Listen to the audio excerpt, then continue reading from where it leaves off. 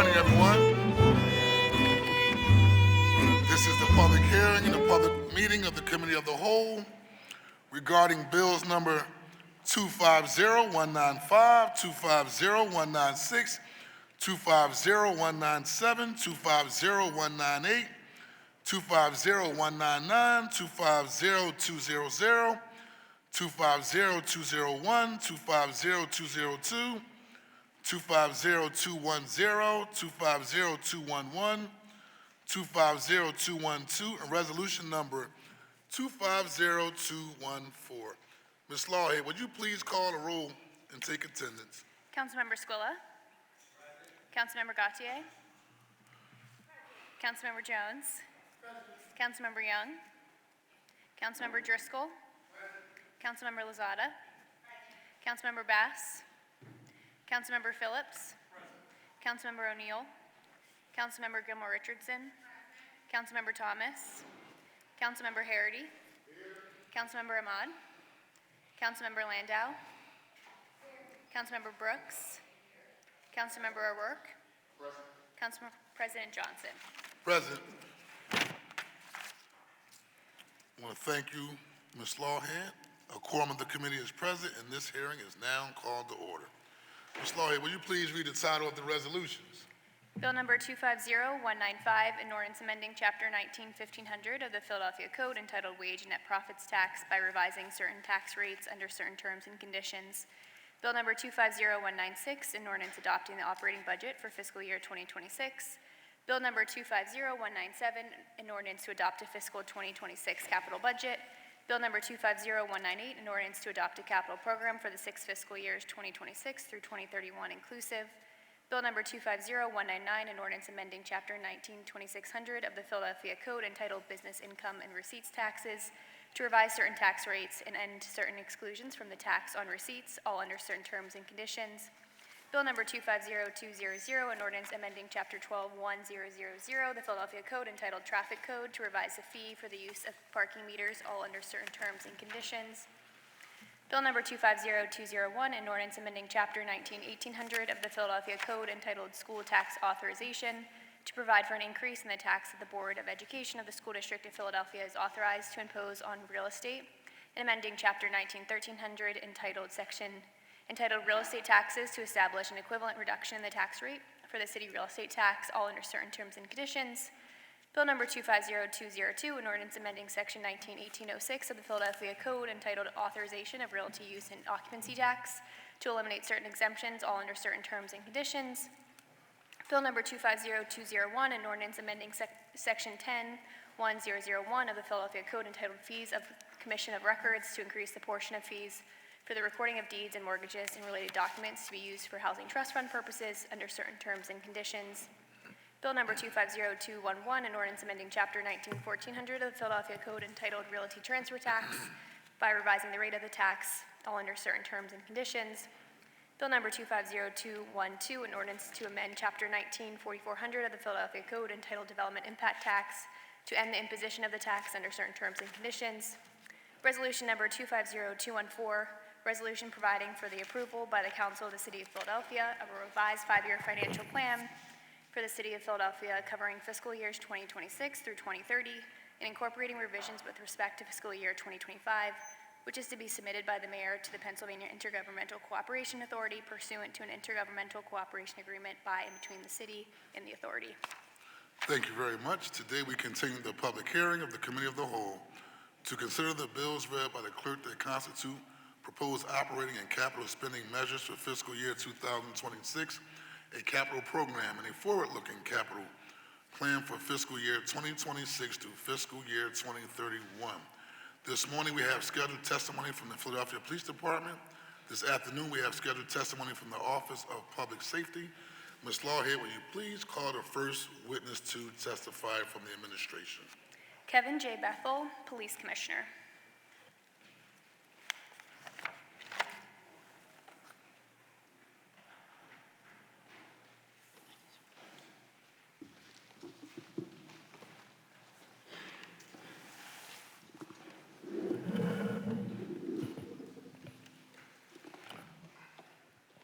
Good morning.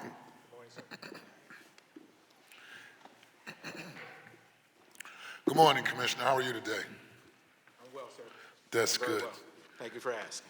Just state your name for the record and begin your testimony. Okay.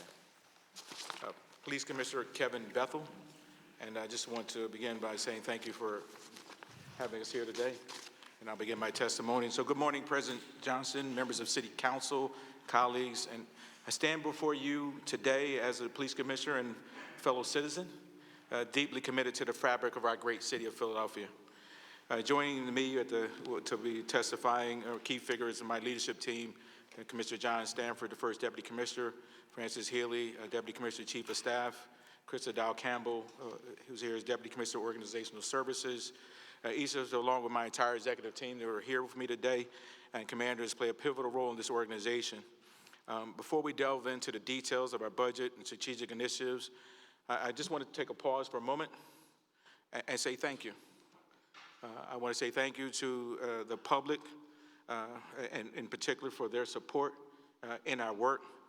And I also want to say thank you to each and every officer, the outstanding work that these sworn men and women have done, as well as the outstanding work our non-sworn professional staff have done as well. You know, their committed service, their resilience, and their efforts of keeping this city of Philadelphia safe. I am proud of all of them and want to state that for the record. The work that you individually put into every day is the backbone of our mission to create this a safer city. I'm profoundly grateful for your hard work, so profoundly grateful for your sacrifice and your dedication to our city. And together, all of us are making a difference.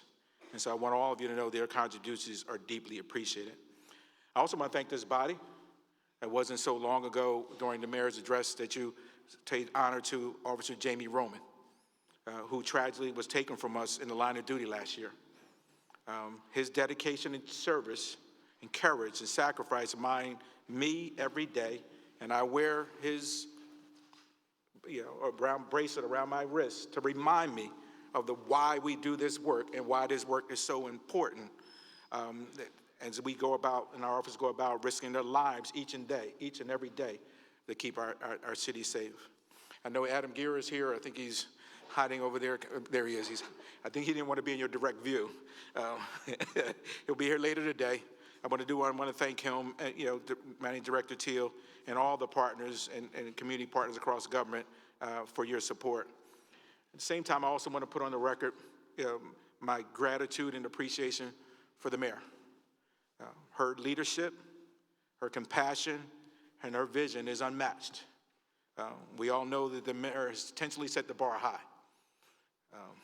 And folks that know me, I set my bar high as well. And so, it is a great place to be in this space working for this mayor. Her unwavering support of the men and women of this department is invaluable and appreciated, and that can go without words.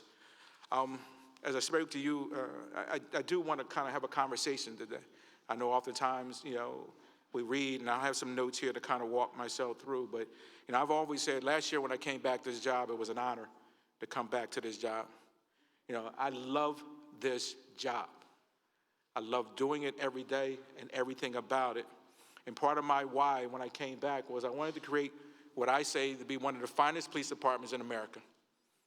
That is where we're driving to be. How do we be the finest? And we can't do that, without the support, of the men and women and this the police department. We can't do that.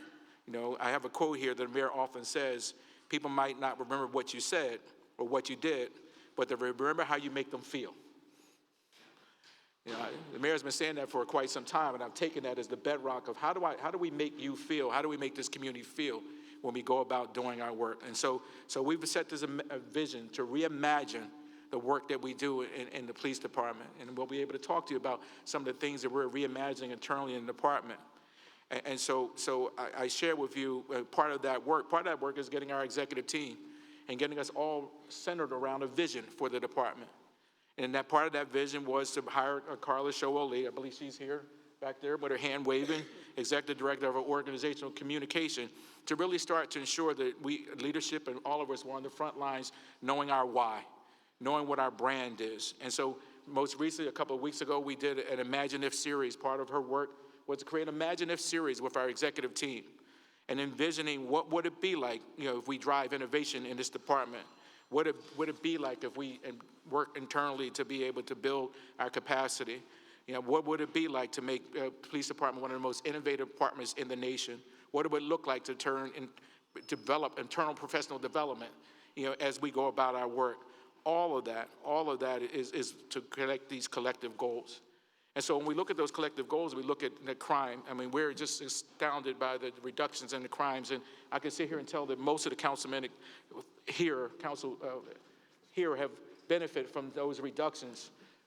When I say Councilman Lozada, the sheer reductions we've had in shootings and homicides in Kensington, Councilman Bass and others who have had significant reductions in their violence, it's so important for that work as we go about doing that in our work.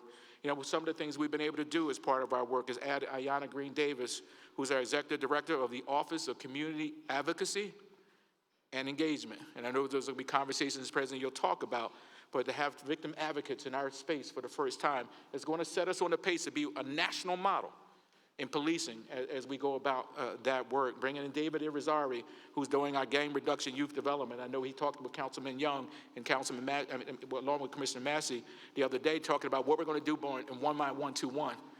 My work about working with juveniles and our work about being seeped and working with young people to be able to put them in a different trajectory.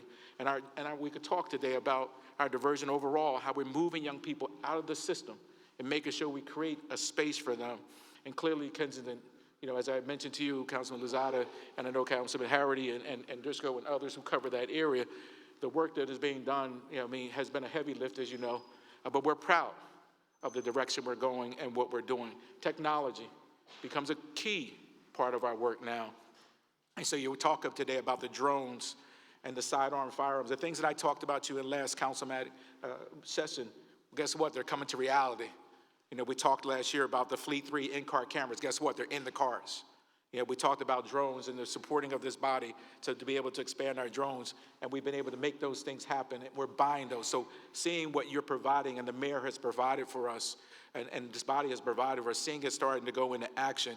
I got a couple of e-bikes over there in the conversation around e-bikes, but I told them to bring a few props in here that you can see that the men and women now can go further, and their stamina is longer. And I have two of the officers here who talk about how it's enhancing their work and moving around, and even talk about getting up some of the hills a little bit faster, right? But giving them that work to do and mobile field reporting.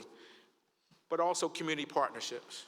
Like, we know we cannot do this work alone. You heard that in my opening. And so we're just really phenomenally proud of this body. Offline throughout the year, not just last year, I've worked with many of you who raised issues around concerns around different areas, and we've been able to work through those issues, be able to address those issues in a collective way, and that is important. Part of our work is community feedback. Since the time I arrived last year, I travel around the city every month. I'm either talking to my men and women who are in the districts, or I'm talking to the community. And that feedback has been absolutely invaluable. Getting down on the ground, I told folks, you can't do this job sitting in the high tower. You got to get out there in the field. Many of my executive team members are out there with me, listening to those communities, and it holds us accountable when we're talking to them. And then recruitment. That recruitment is big as part of our process. That recruitment is significant. The investment that you have made in our recruitment is paying dividends. And we could talk about how we're advancing and bringing in a large number of minorities are coming back into our department, which is an excellent sign for us as a department to see that happen. And I started to close with our 5-year strategic plan. I talked to you last year about our 100-day plan. Well, we've been able to raise the funds to be able to 5 years to change. A good friend of yours, David Zaga, who came from the school district, is now on my team as a executive director of strategic plan. It is something we have never embarked on. We have never embarked on a 5-year strategic plan to be able to guide the department for the future.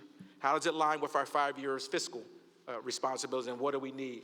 But what David Zaga brings to us is a skill and an expertise. He did the strategy for the school district, and now he's going to bring that strategy. We will be on the ground in the community through advisory groups and committees, et cetera. We need to find out, what does the community want, not what the police want to tell them to do. If we do this right, it'll be a collective effort across the city that will guide us. And this is part of the mayor's vision for me, was not just to come in here and lay down a plan for 100 days. It was always meant to build a much larger plan. So my charge and my call is to the council is that the majority of my budget is dedicated to staffing, as you know. And we seek a number of internal and external fundings, and we could talk about how we go about doing that. But the additional funds invest in technology and training resources, and the approach allows us to be innovative, allows us to improve without compromising our support and the resources needed for our men and women. And so I'll stop there and just say, again, it is our goal, with the support of this body, to be the finest police department in America. We will not accept less, and we're going to be striving and pushing that. As long as I sit in this position, and I know the team with me, we all do it as a collective effort. So, Councilman Johnson, I appreciate the opportunity for the opening remarks, and now we'll turn it over for questions. Well, first and foremost, I want to just thank you for your leadership. I want to thank the members of the Philadelphia Police Department for their service to the city of Philadelphia, making sure we have a safer city. And also, Commissioner, I'm always just proud to see how far you have come from us working in the trenches in the 17th Police District in Point Breeze. And I remember, I mentioned this one time earlier when you were here, how there was a marathon of shootings and homicides and neighborhoods going back to back, shooting at one another. And we spent the time working in the trenches to reduce the gun violence that were taking place in Point Breeze, where I've grown up at.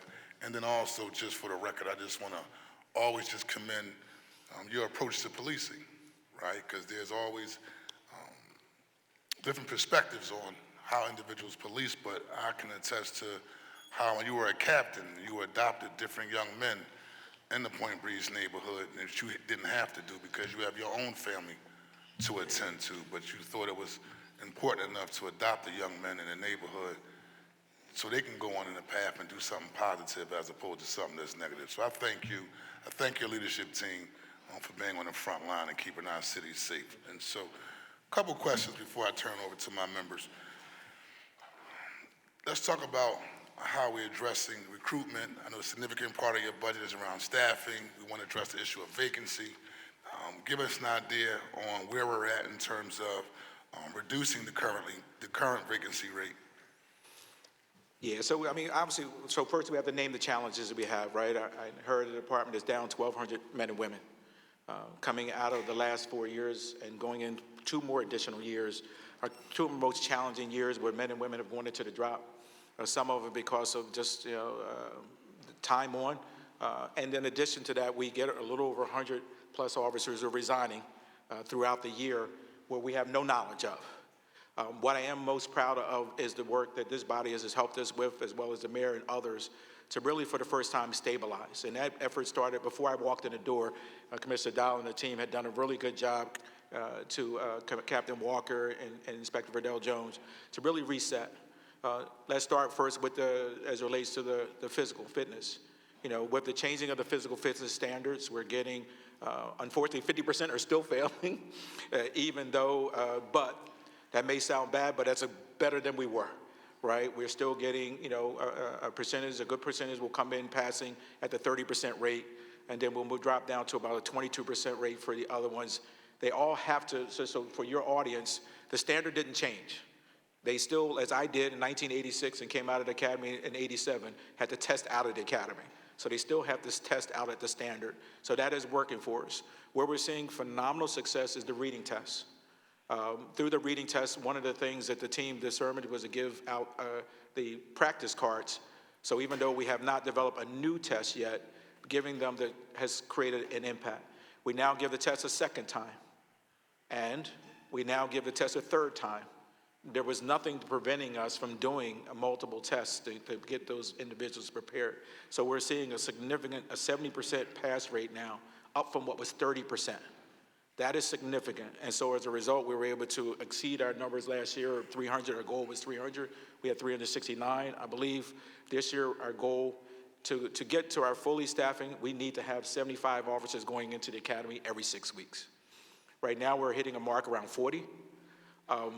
But we believe, and if we continue down our pace, the front line of the department, the men and women in the field, we will get their staffing levels back up in the next 1 or 2 years. What's the recruitment strategy to get to that goal of 75? And then I also just want to say, I think from the work that this body have done and working in partnership with the Philadelphia Police Department, either was last year or the year before, we have recruited probably the most diverse recruitment class than we've had over a significant period of time. So elaborate on that, and also the strategy on getting that 75. Yeah, I think so. Part of what Octo Design Marketing, so to this body, we were able to get funds for the first time. I think part of what we recognized coming back in the department, is that we were in the old school. We call and these people are going to show up. Those days are gone. We had to start to learn to turn. I tell people we have to run the department as a business. Even though it's a paramilitary organization and it has the remnants of that, we will never get rid of all of that. But we can't run an $870-something million budget not like a business. And so part of that was bringing in Octo Design. They helped us actually with our leadership program I described, but they're going to really be laser focused now on being much more targeted on where those specific groups are, where should we be really directing. We can no longer, and I appreciate the work of this body, we have posters on buses. We have, we're doing our recruitment strategies, and the numbers are moving, but not moving well enough. We have a different group of folks we have to engage now. Showing people coming off of rafters and guys compelling off of roofs, and all of those things are phenomenal. But most of the young people who are coming into the department today are coming to serve. And so we have to get them in a different way. Dominique Bethel, my daughter, would not come here unless she was going to serve. And so what we have to do is retool our direction, retool how we talk about policing. But also at the same time, this work matters as well. When individuals are seeing the department beat down or talking, they're not going to come. Why would I come to the department? And so this last year has been a great uplifting year for us. It's going to take some years of momentum. Listen, and we don't ever sit here and tell you we're perfect, Council President, you know that. But we cannot go back to a place where the police department is devalued, demoralized, and then say, why can't we get people, right? We have to make sure that we continue to keep focus on the positivity of the departments. The majority of my men and women do everything you ask them every day with service. And so I think that's where we're going in that direction, bringing in all of those tools and humbling ourselves and say we don't know. We need expertise to show us how to do that and see if they can deliver on the contract and the support that this body gave us to be able to do that. And before I turn over to my members for the next round, issue very near and dear to me, and you elaborated on it when we had a brief conversation. That's supporting victims and co-victims of gun violence. First, give me an update on the homicide unit. At one point in time, we were addressing the issue of making sure they had cell phones, technologies, but most importantly, probably the most important thing, is making that connection with the family that lost their loved one to senseless gun violence, the follow-up, even if the case is cold, still just checking in if y'all still are staying on top of the case with the family members. Just give me an idea and an update on where we're at in terms of the homicide unit and interacting with victims and co-victims of gun violence. Yeah, so I want to begin by, obviously, last year when I came back, I had a vision for the department before I arrived. And one of those core areas was the gap between, our victims of homicides and the connection between, the families and homicide. I went to the mayor and talked to her about, our budget and being able to do that. I know, President Johnson, this has been something you've been railing about for quite some time, even when I was back as a captain in the district. And Dr. Dorothy Spites and from Mothers in Charge, as well as Shantae Love from Amir, all have been talking in those rooms about how we're not connecting, or it was nothing more frustrating to see a mother come up to you and say, I haven't heard anything about my son's or daughter's death in over a year. And no indictment of the detectives, let me say that. It's hard. We went to a year when we had 4 years and we almost had 2,000 homicides. The expectation of those men and women to be able to do a lot of that work was a challenge, and we as an organization had to recognize that. So last year, I submitted to the budget, and I again thank this body, but we were able to bring in an executive director to lead that advocacy work, and we were able to hire Ayanna Green, who's phenomenal, who understands this space, and she has a lived experience by losing her brother to a homicide. And so we have hired 10 victim advocates. I was able to, and supervisors. You'll be proud to know I met with them yesterday. Myself, Commissioner Stanford, and others went in there and welcomed them. These are non-sworn professional members. They'll be trained over the next month and a half to be able to connect with the detectives. Commissioner Venora is back here. They're primed and ready. I think to my left. It's primed and ready, and they will be the connective tissue between the detectives moving forward whenever we have an incident where a homicide, the victim advocate. Now I just want to make sure we level set here. I love Dr. Dorothy Spice. I love Amir. I love all of them. This is not to take away from their work. This is to be a connectivity to our work. We're not providing programming, right? We're being that connective. Where to the service we can direct them to, and where can we support them? And both of those entities are helping with our training to do that. But if we do this right, and I said that in my opening, we will be a national model. And we will not just for homicides, though. Right away, special victims. The conversations has come from them about what do we do with victims and special victims. What do we do in our crash investigations? We have at least 40 individuals who will get killed in hit and runs. What have we done for those families? And what do we do for the countless number of people that we have in shootings? And so part of our work will be, we envision this is a small investment that at some point will be a larger investment. And again, it's not to duplicate or to remove the work, but if policing, as you indicated, we're going to change. We can no longer abdicate some of these responsibilities to others. We want to own part of this space, so we bring community into our department, guided by supporting with non-sworn staff who are executive levels leading our work. And so I just appreciate your early support, this body, and all the work that's going to get underway, and I'm excited about where we're going. Thank you. And just a statement as I turn over to my members, we are at a historical low when it comes to homicides and shootings here in the city of Philadelphia. And so as the lead law enforcement agency in the city of Philadelphia, I think y'all deserve some credit for the work that y'all have been doing in terms of addressing this issue. So I'm gonna give y'all a round of applause, because it's easy to always criticize and say what's not happening, right, and do the whole, but I'm coming from lived experience, so I can't speak to a lot of privileged folks that get in this space and say their perspective, but when you live in the lived experience and you come from an area that deals with poverty, and you grow up in the neighborhood and you see gun violence, and you grow up in the neighborhood when you see half your friends being murdered in the streets, and you actually see the dead bodies as a young person, right? But now as a dad raising my two children in the very same neighborhood that I live in, and I see that the crime has been cleaning up, and I see homicides and shootings are down, I just think it's something that we need to acknowledge and be straight up about. It's not a political issue. We're talking about people whose lives are being taken on a day-to-day basis, and so that's not a sound bite. So I just want to thank all of you for your hard work and your dedication. To the gentleman who's the leader in this body around this particular issue, I want to turn it over to Councilmember Curtis Jones Jr., the first one, who's the chair of public safety. Thank you so much, Mr. President. And I would only say that if I was your political advisor, this was the year to ask us for more money, because we were feeling you. And so, but since you did not do that, and the basic increases for the crime lab, which we are for, which is in the process of actually performing your duties to be able to solve crimes.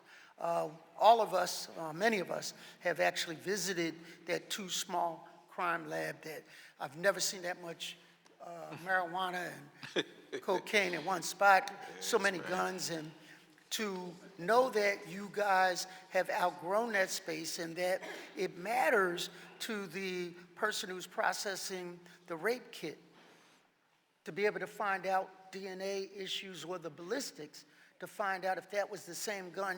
It matters. And so for you to finally have a location that may even produce a training school for future forensics operators, I'm very proud of. But let me lead off by saying thank you, and thank you for you, thank you for the mayor, thank you for your team. Whether it is in the 19th when we have our 7 a.m. Roll calls, which you have actually been on working with our schools to talk about how to get our babies, our scholars to and from school without hurting each other, or whether it is right outside this door for the plan that we're putting together to make sure that the 10 or so schools in this area don't use our plaza as their schoolyard and battleground. Thank you for being responsive. Thank you for the Nuisance Business Task Force that is dealing with, as Member Bass talks about, and fought against liquor, single drinks, Lucy cigarettes. You are on the front line of helping us solve at a granular level. So now I've said all of that, but I mean it. And I believe our president doesn't say things he doesn't mean. So thank you. Thanks, sir.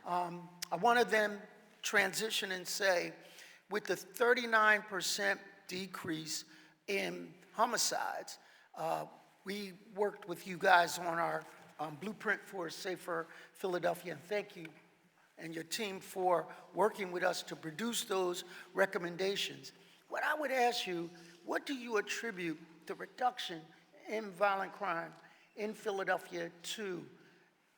How would you say, if it were the top three things, what are they? Yeah, I wouldn't put it in three, and no, I think it's all of it, right? I think we have to be careful because you can see that when things got bad, everybody looked down, took their brake pad off, and started hitting the gas, right? And I think that's where the posture we have to stay in, right? It was no longer be, hey, I think the police department is getting it done, and so let them carry the load. I think this group is getting it done, let them carry the load. No, we all, I think as a person who was sitting at the school district receiving so many of the young people getting killed at the doorstep of the school, what are we at the time of the school district are doing to make sure, and we're doing mental health, and working with young people, and we're doing mentoring programs, what is our part? I think all of it plays a part.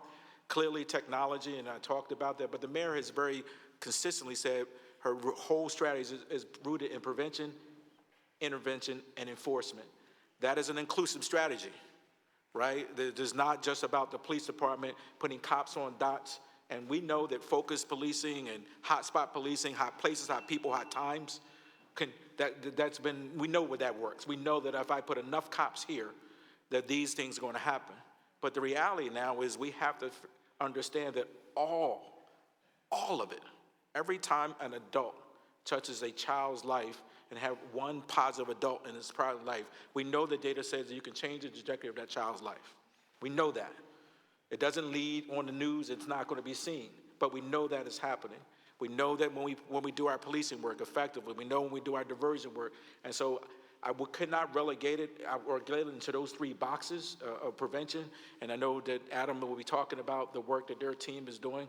We can talk about the prevention, whether it be our PAL centers and all of the other activity that we're doing to address these issues.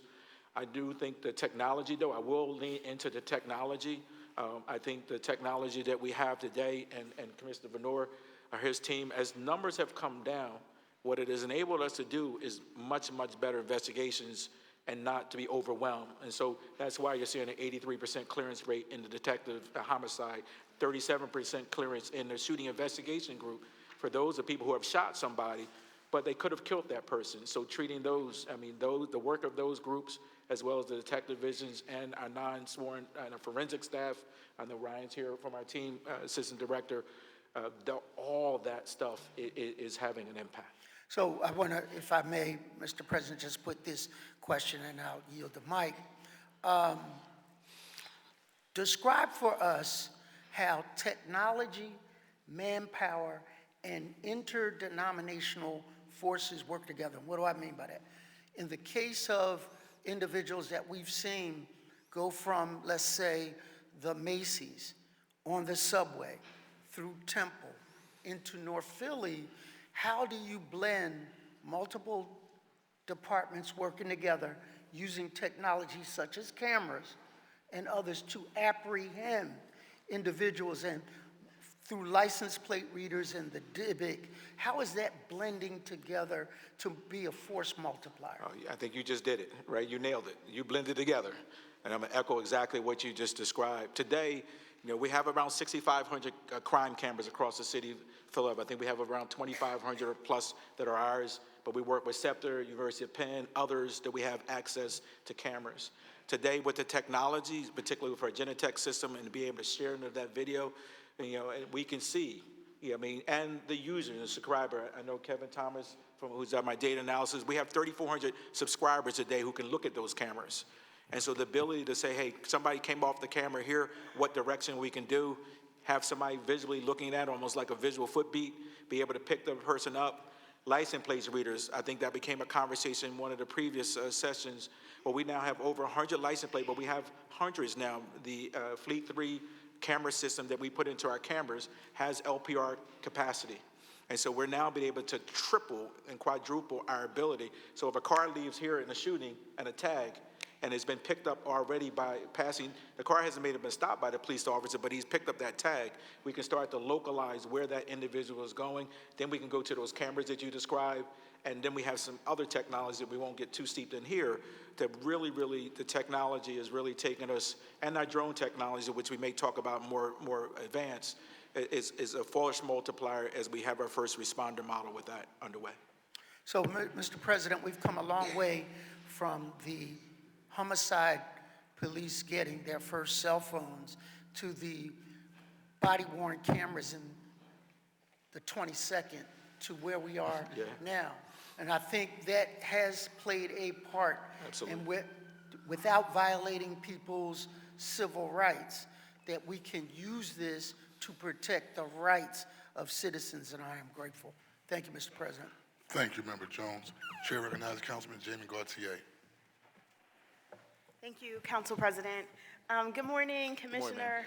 I really appreciated your testimony, and thanks to you and your team for being here today and for the work that you do. Last year, we celebrated an important budget victory.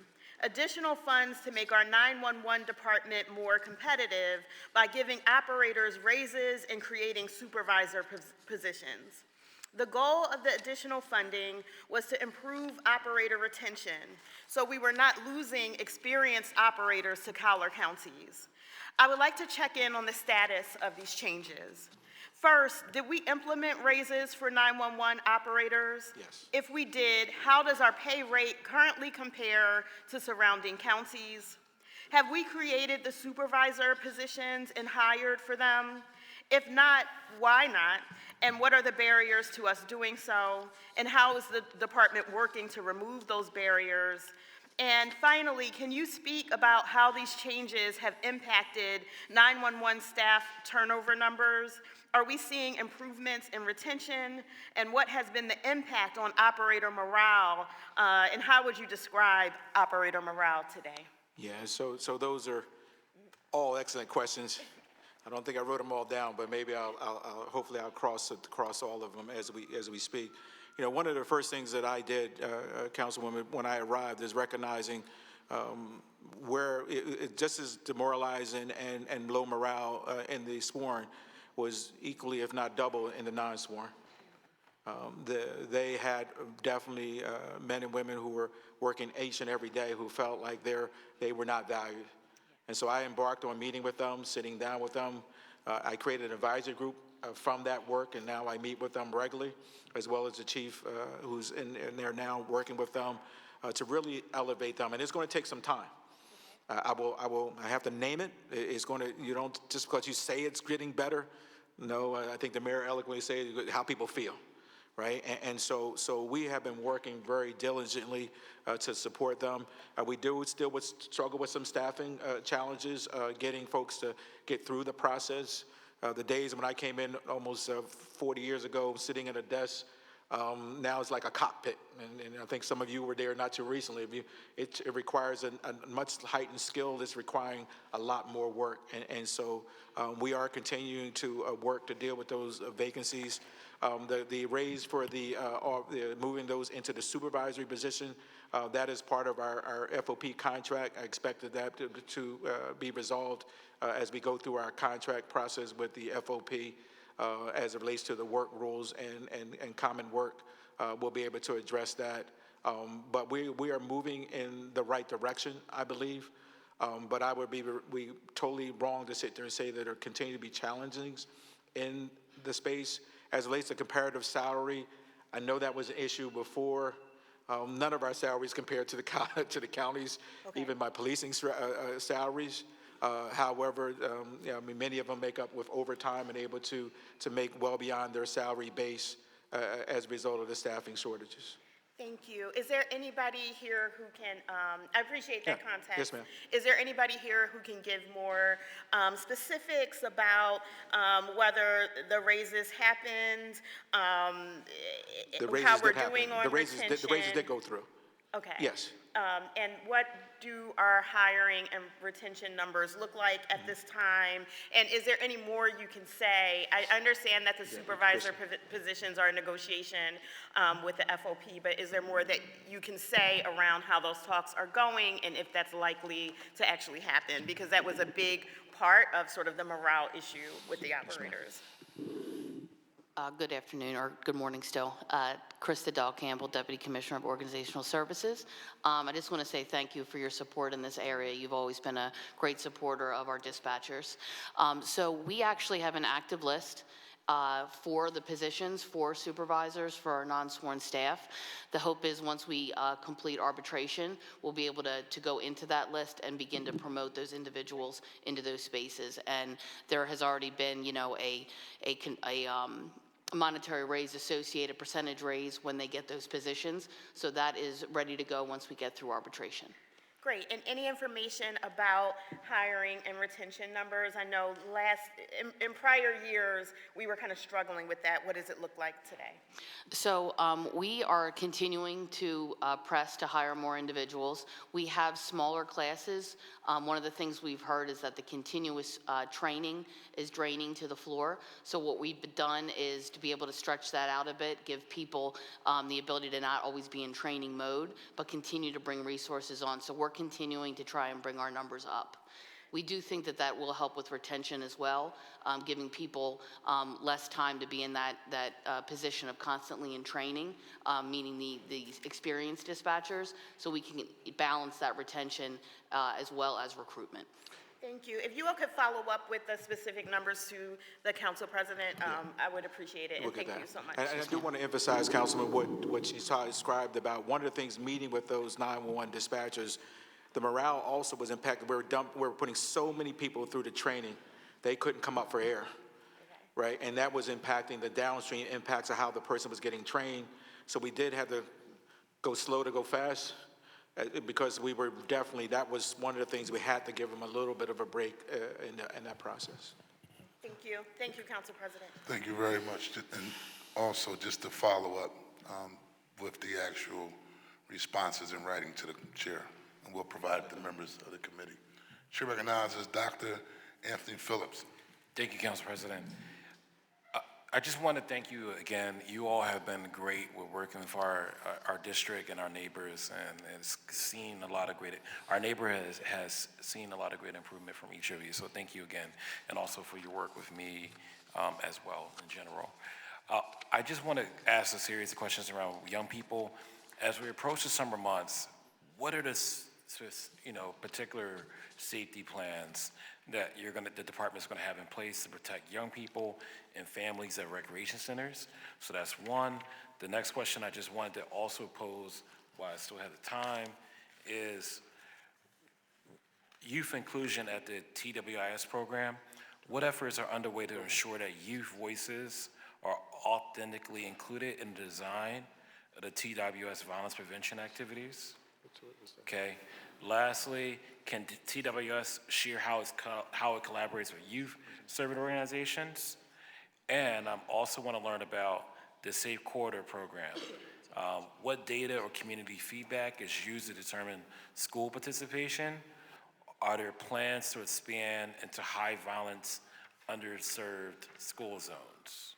All right, and I'll talk about town watch and integrated services later. Yeah, so Doc, I'm trying to make some notes about, start with the rec center. Are you talking about Twist Town where it's integrated Yes. service? Because that would not come under my charge per it. se. So that That's would be it. under Anthony Murphy and under Adam's team. Okay, I'll come back to that one. Yes, ma'am. So let's just start with The the rec center? question. Let's start with the question around the parts of the Yeah, recreation. so what do we have historically done as we shift? As you know, we have 58, well, you would know, but we have 58 officers assigned to our school beats. As the summer approaches and school starts to close, we've historically every year shifted to our rec centers and our playgrounds, et cetera. We have started that process. Commissioner Cram, who leads the patrol operations, leads that effort with Commissioner Slauson, and they will start to sit down and go through using the data. We have a large, as you know, over 190 playgrounds and et cetera. So we have to be very focused on the data, and we will start to determine where we're going to start to move our men and women into those forward positions to address those areas. We get, as you know, we get a number of issues around our pools. And so we spend a lot of time working with the rec centers, and they do a phenomenal job in that work as a true collaboration. And so we will start to focus on those areas. As in light of the most recent shootings, one at Finley and the other one at Lonnie Young, we directed, myself and Commissioner Stanford directed Commissioner Cram to develop a pre-summer because we don't want to ensure that we're not having a pattern of activity in our rec centers. So as a result of that, we shifted some funds as well as staffing to be able to start now ahead of the summer to start to direct our attention to core areas of the city where we have significant impact. So we're moving forward in that strategy. Our Police Athletic League is part of that, and then obviously the mayor's strategy globally that we announced last week as it relates to all of the activity going on. Thank you so much. And I just want to hopefully get more time to talk about this later, but I want to learn more about how you're coordinating with your department to respond to quality of life issues, abandoned cars, vehicles, trucks, all that and more, because I know that the response time in the past has been slow. How are you finding ways to make them more expedited in the department? Yes, sir. That's it. Thank you. Anything else, Dr. Phillips? You're welcome. Thank you. The chair recognizes Councilman Nick O'Rourke.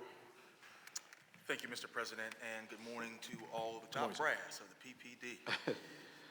Thank you for being here today. We spoke a bit about the cameras in the built environment, but I did want to mention that last year, I believe you said the department had deployed 3,435 body-worn cameras, and that the plan was to outfit all first specialized units by the end of 2024, and then the whole force by the end of 25. So here we are a year later. As I understand it, with the same number of cameras deployed and the same timeline, there are no new cameras, but the department is saying that you're still on track. Given that the reasons for delay really haven't changed, what is the department doing now to actually prioritize camera deployment for specialized units and then the whole force? And I say especially for the specialized units like the Narcotics Strike Force. I'm gonna raise this point that I think it was last May the Inky reported that the narcotics officers secretly used cameras during drug busts and then hid the footage that contradicted their court testimony. So can we share a bit about how you're actually prioritizing camera deployment, specifically for the, really for the whole force, but really around the specialized units, Commissioner? Yeah, so I don't know if the numbers got inverted, but all of our district personnel have body-worn cameras, as you may know. We're also switching now from, camera 4 is another new version. This is Bluetooth technology, so we're in the process of switching out those cameras to be able to, and what that Bluetooth technology will allow us, when my camera turns on, your camera will turn on automatically without the officer even engaging his camera. And so we're moving to a much more advanced technology in that regard. All of our special units, I think there's only kept three remaining special units. So part of, most recently after the airport incident, where we recognized that the airport had not had their body-worn cameras, because many of those peripheral units were being the last ones to be deployed. They're periphery units, you said? Say it again? You said they're periphery units? Well, like the airport would be a unit that's in the airport. We're definitely trying to get the frontline men and women who are at the front lines, even though the airport's at the front line, but in a different line of activity. And so all of those have been done. So the mayor, made it very clear, their expectations. So we were able to rework a lot of the activity. We have 3 remaining special units to be deployed. And in addition to, we now have been able to put the Fleet 3 cameras, car cameras, in all of our cars. So all of our cars now have cameras. We're still working with Melissa Scott and the IT to make some connectivity issues. But we have the cameras, and we anticipate by mid to late summer, not only will we have body cameras for all of our frontline and our folks who are connecting in the community, but we also have in-car cameras to support that as well. I heard the bill, but just to clarify, you're saying by mid to late summer, the remaining 3 specialized units will have body cams? I think that yes, that's correct. I'm going to say this, and then if I get off the clock. Has the department actually updated any policies around, I guess they're called real-time crime center cameras, since they came out? And can you commit to prioritizing, well, you've already done that. Do you have any updated policies around real-time crime center cameras since that came out? I think we have done, I can't say for sure. I know that we've made some adjustments because of some of the issues coming out of the Defenders Association around how we were, using that language around the cameras in court.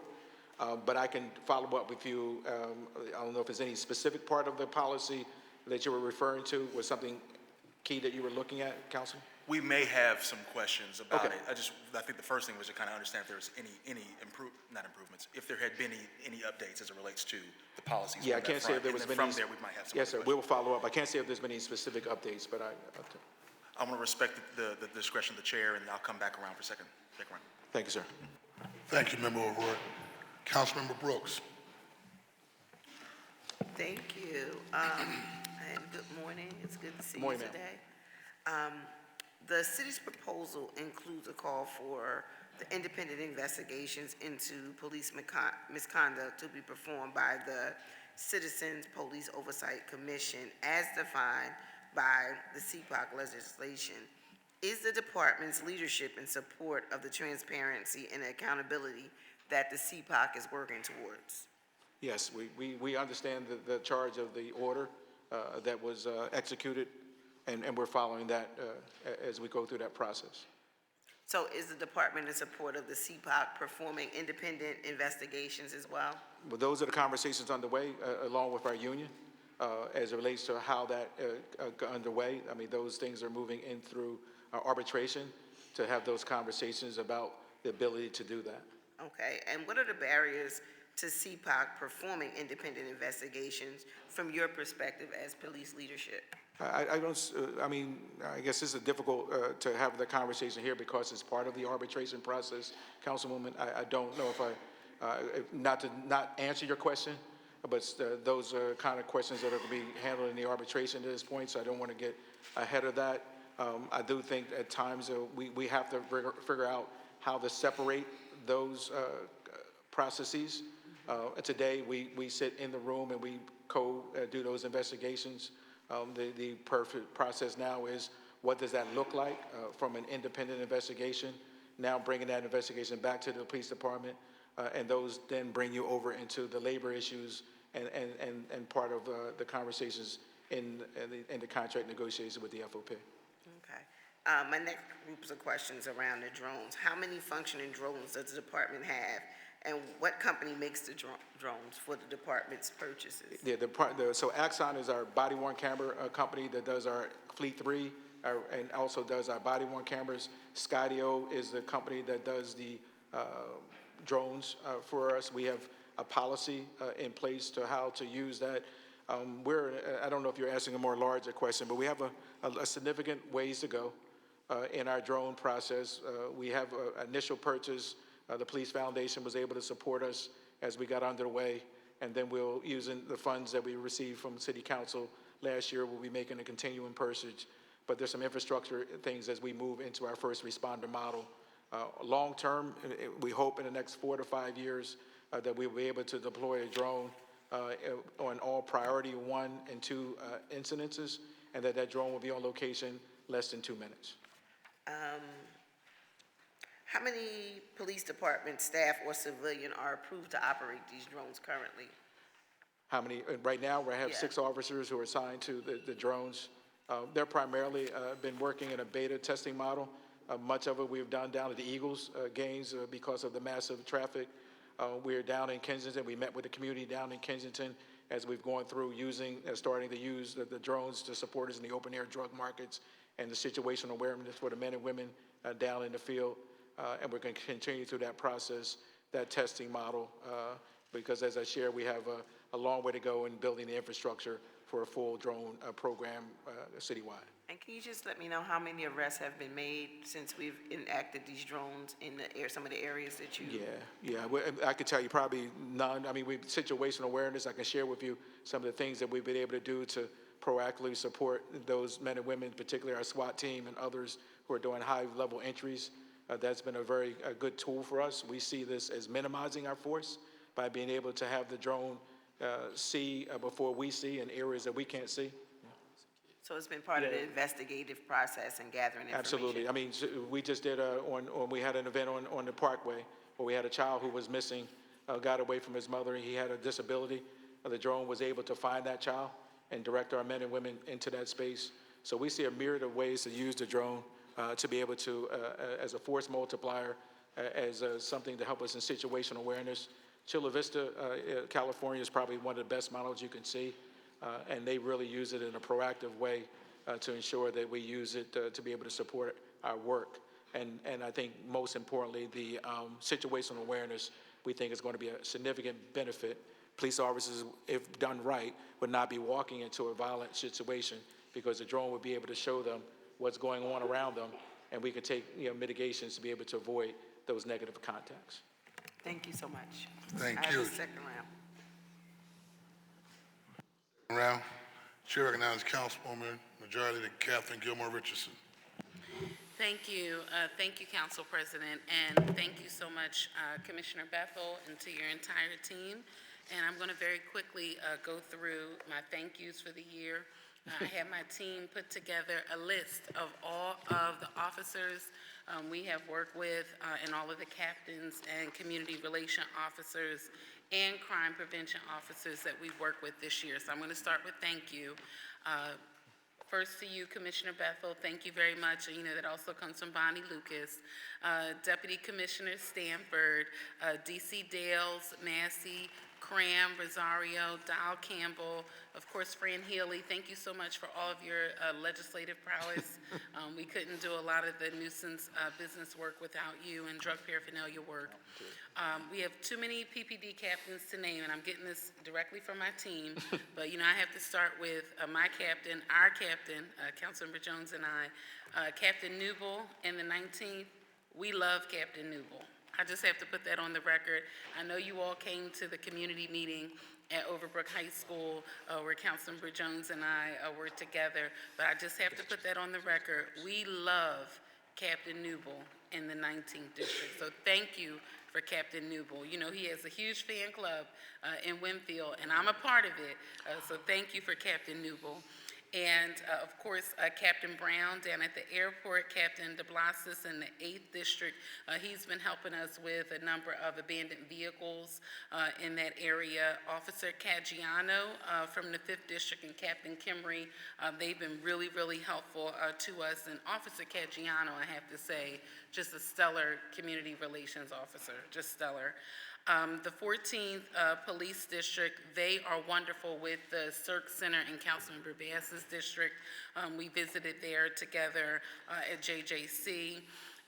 You also mentioned the e-bikes, so I have to go back to the bike tour we did in the 4th with the late Tab Ali. He kept us going on those bikes through the hills of Manayunk and Roxborough, and we certainly miss him. Captain Green in the 12th, Captain Waters in the 18th, Captain Goodson in the 22nd, Captain Wheeler in the 25th, Captain Busa in the 35th, and all of their community relation officers and crime prevention officers. Each one that I named, my office personally worked with on a constituent case or a policy issue over the last year. So I just wanted to say thank you for that. Thank you, ma'am. Also wanted to put on the record that I did put this on the record during the labor hearing that we had relative to ensuring that we have community participation as a part of the arbitration panel for the negotiations with PPD and the FOP. I know that's not in your wheelhouse, but I just wanted to put that on the record. I wanted to start with our curfew. You know that we have the community evening resource centers. We have our policy for the curfew enforcement. But I wanted to ask you all about any updated statistics you can share around curfew enforcement. Obviously, some of the more recent incidents that we've seen with young people have not occurred, during the hours that they should, have been home around curfew. But I wanted to just have you all talk about how you collaborate with DHS and with the CERC centers. We did receive information based on all the reporting that we have that with the CERC centers, we do have a lot of young people who are going voluntarily, which is great. That's what we want, right? DHS shared last week that they were able to service more than 50,000 young people at all of our community evening resource centers across the city. But we do want to see, particularly as we approach the summer months, that young people who may be in violation of the curfew, we want to see them go to the CERC so they could receive help and support from all of the services that are provided there. And I know it's our policy to try to take them home, but we do want to try to help them with services and support. So I wanted to just ask about the curfew enforcement and any updated statistics that you could share. And then additionally, I wanted to circle back to the hearing that we had last week regarding nuisance businesses. We had a joint committee hearing between our licenses and inspections and public safety committee to address the illegal sale of drug paraphernalia. And we've been working really closely with Fran Healy on that matter. And I just wanted to have you talk about how you would be able to increase additional officers if we were able to double the amount of nuisance business task force that we have for the city. So the thought process is to have one for each tour. So have, L&I inspectors, public health inspectors, and police officers that can go on your first tour of duty, and then second tour, and then overnight. What would that look like, and what would we need to allocate to ensure that you all be able to have adequate officers to do that? Okay, so I'm going to do the top and then end, and I'll let Fran do the middle around the nuisance. But as it relates to the curfew enforcements, I mean, last year we had almost 2,800 curfew violations. And as you know, only a small number, I think based on the data, around 77 kids may have been brought to the center as a result. And much of that is rooted in our policy. As you know, our first line is to take those young people home. And I know that sometimes goes against all of the bill, but it's got to be the right thing for us as an organization, and the conversation around how we address our young people and how we engage with our young people. We think it is part of that process. However, as we build out, as you know, we just started a new diversion program. As we started our school diversion is going extremely well, right? We've done a 90% reduction in the number of children. Just for the record, Madam Leader, so you're just not locking little kids up, you got a diversion program? Yes, sir. Could you elaborate for the Majority Leader? Yeah, so I mean, as you know, back in 2014, I created a diversion program with our schools that has been, I must be getting in the middle of a fight here, but anyway, I'm gonna make it work. But we were able to divert young people from our school district. At that time, 1,600 children were being arrested as young as 10 years old. A child would literally walk into a school with a mace, and we would put her in a cell block and hold her in a cell block for 6 hours. This is unacceptable. Through that process of changing the way the policy, working with Commissioner Ali's and DHS and other commissioners before her, we were able to instill a program where we divert, as you know, into our CUAs, many of the same locations that we do our CERCs. We went from a 90% reduction from 1,600 kids being arrested to last year, 147 children. So we now have expanded that now into the districts and citywide. Working with the team, my team here, we were able to divert now a 3-tier process. So officers diverting young people in the field for tier 1, very minor offense. That kid will get, told to, knock it off, but also referred to some services.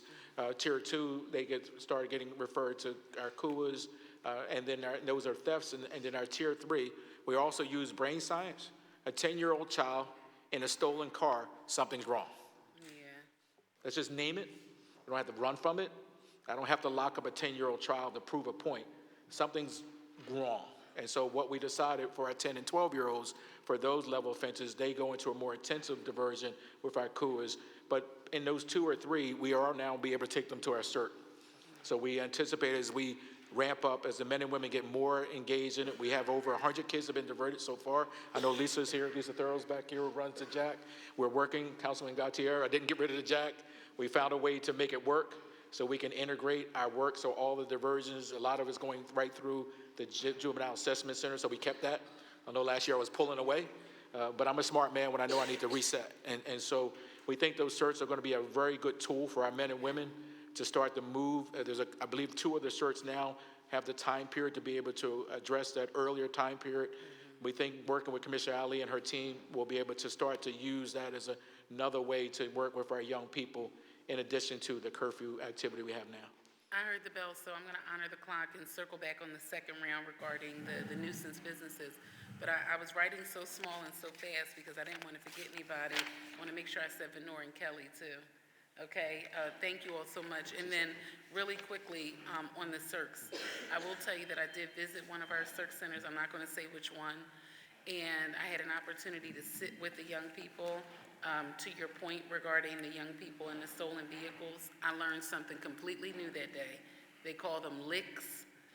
When they steal the cars, it's called licks. And the young man said, but I'm here now. He said, I really like it here. And I enjoy coming here. And he said, this is like my 3rd or 4th week coming.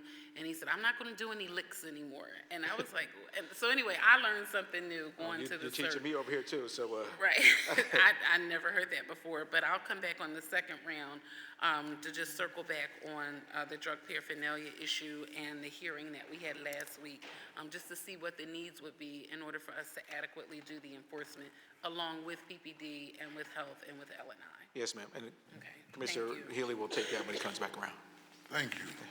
My sister giving shout outs, so Deputy Commissioner Dales, I see sitting over there, served in the 17th, going to the young boys that were shooting up the neighborhood house out in Tasker, trying to tell them to put down their guns or we coming to get you and how can I adopt you? And I want to also thank Deputy Commissioner Cram for helping with the dirt bikes. Yep. That are having significant impact in South Philadelphia, as well as Joe Green, who was with me recently doing our Peace Not Guns walk, where a young lady was 17-year-old, was murdered in a driveway in Southwest Philadelphia. And obviously Captain McKinney, who worked with us on our iftar in South Philadelphia and Point Breeze Avenue. Thank you, Councilwoman Majority Leader Gilmore Richardson, for making sure we put it on the record. Because we want to give people flowers when they're actually doing the work, right? As opposed to, always saying what's wrong. We want to celebrate what's right. And I want to say I appreciate that, Councilman. I didn't say it at the beginning. I mean, we're old, but we appreciate, I don't care how, people love to be appreciated. Yes. And that's how you feel valued, and we just say thank you for elevating that. Thank you so much. And your right hand, Stanford, for dancing with the people during the parade. He was like Yeah, but Super Bowl parade. He in deep South Philly too, having fun with the residents and lifting up their spirits. Majority Leader. The record, I have to say, because we have a good track record, Councilmember Jones knows this in the 19th. D.C. Stanford was our former captain in the 19th. Oh, okay. I just put that on the record. Oh, okay. Yeah. Understood. Stay with him, stay with him. Every time we Every time you talk about celebrate, you lose them. they wind up getting promoted, so Well, that's, I was just talking about the low-key 19th there. district captain. I think we give it. No.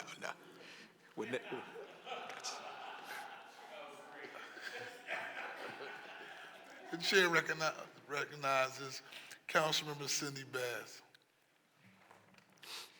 Thank you, Mr. President. Good morning. Good morning, ma'am. How's everybody?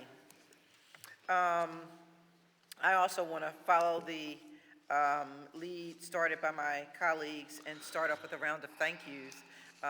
Commissioner Bethel, thank you so much for all of your work and for your years of service to the city of Philadelphia. We know that, in this job, I always say, we make it look easy, so people really don't know how many things we're doing beneath the surface, just trying to keep everything together for the department, for the city. Hats off to you. Thank you, ma'am. Much respect due. I also wanted to give a big shout out to, in the 39th District, Captain Busa, in the 14th District, Captain McCollum, and in the 35th, Captain Burks. All of the community relationship officers who we have great working relationships with, the police clergy, the PDAC members who really support our police on the ground. Deputy Commissioner Joel Dales. I didn't see him here. Somebody said he was here. Is he over there? He's over there. I remember when he was Captain Dales in the 14th District many, many moons ago. And we had a great working relationship at that point and still continues on into this day, as well as Deputy Commissioner Healy, who worked with us and who helped us write a couple of our nuisance business bills. So thank you so much for your service.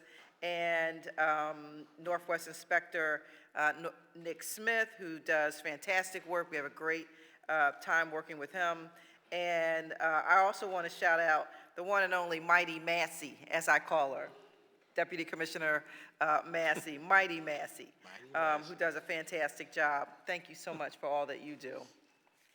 I wanted to just start out with a couple of questions around nuisance businesses, and I know my colleagues started talking about, the work we can do to address them, but I want to look at it from a different angle, which is the fact that we often park a police car in front of these nuisance businesses, and it absolutely drives me insane that it's almost as if some of the worst players in our communities get this level of police protection.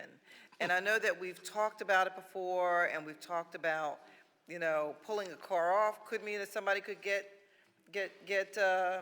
shot, hurt, injured, something.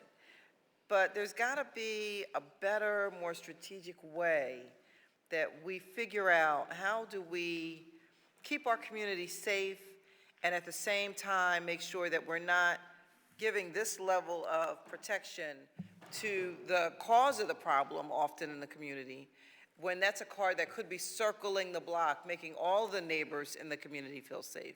Any thoughts on what we can do about that? Yeah, I'm gonna let Fran. And also, are we working with L&I? Because if we know that this is a site where it's going down, is L&I also on that to help, do something about this business that we know is operating against the, wishes of the community in which the way they operate?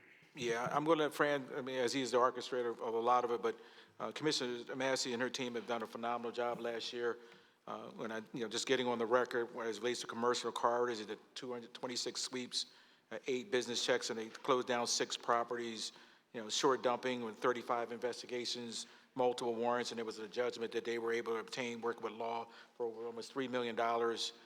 They made numerous arrests and different nuisances, just walking through some of the highlighted, short dumping, and just the activity that's underway in abandoned autos, 8,300 written abandoned autos. I think it was almost 11,000 abandoned autos was taken off of the streets. Councilman Lozada, 881 just in your area alone. And so there has been this very concerted effort to really address this. It was part of the mayor's charge, and part of creating Commissioner Massey's Community Partnership Bureau was to, area was to really focus on this. So we're just getting our feet under to do more of that. I'll let him talk, Commissioner Fran Healy, talk about some of the more granular issues around what we're seeing. Good morning. And thank you for the question. When it comes to the officers you're seeing out there, oftentimes what it may be a result of is actually your legislation. And I say that in a good way, because what happened with the 94400, we're now getting into abatement plans with a lot of the nuisance locations when we work with the law department, and oftentimes one of the options is to hire reimbursable overtime details. So that car isn't taking away from the district itself, it's an overtime detail. Okay. So it's one way that we're using the available resources and we're actually holding these individuals accountable, is actually through the 944 process with your initial bill as well as Councilmember Phillips' amendments. It's been an incredibly valuable tool. We track the first, second, and third letters, so we know how we're having an impact at what level. And quite frankly, a lot of the business owners are actually taking action once they get that first letter.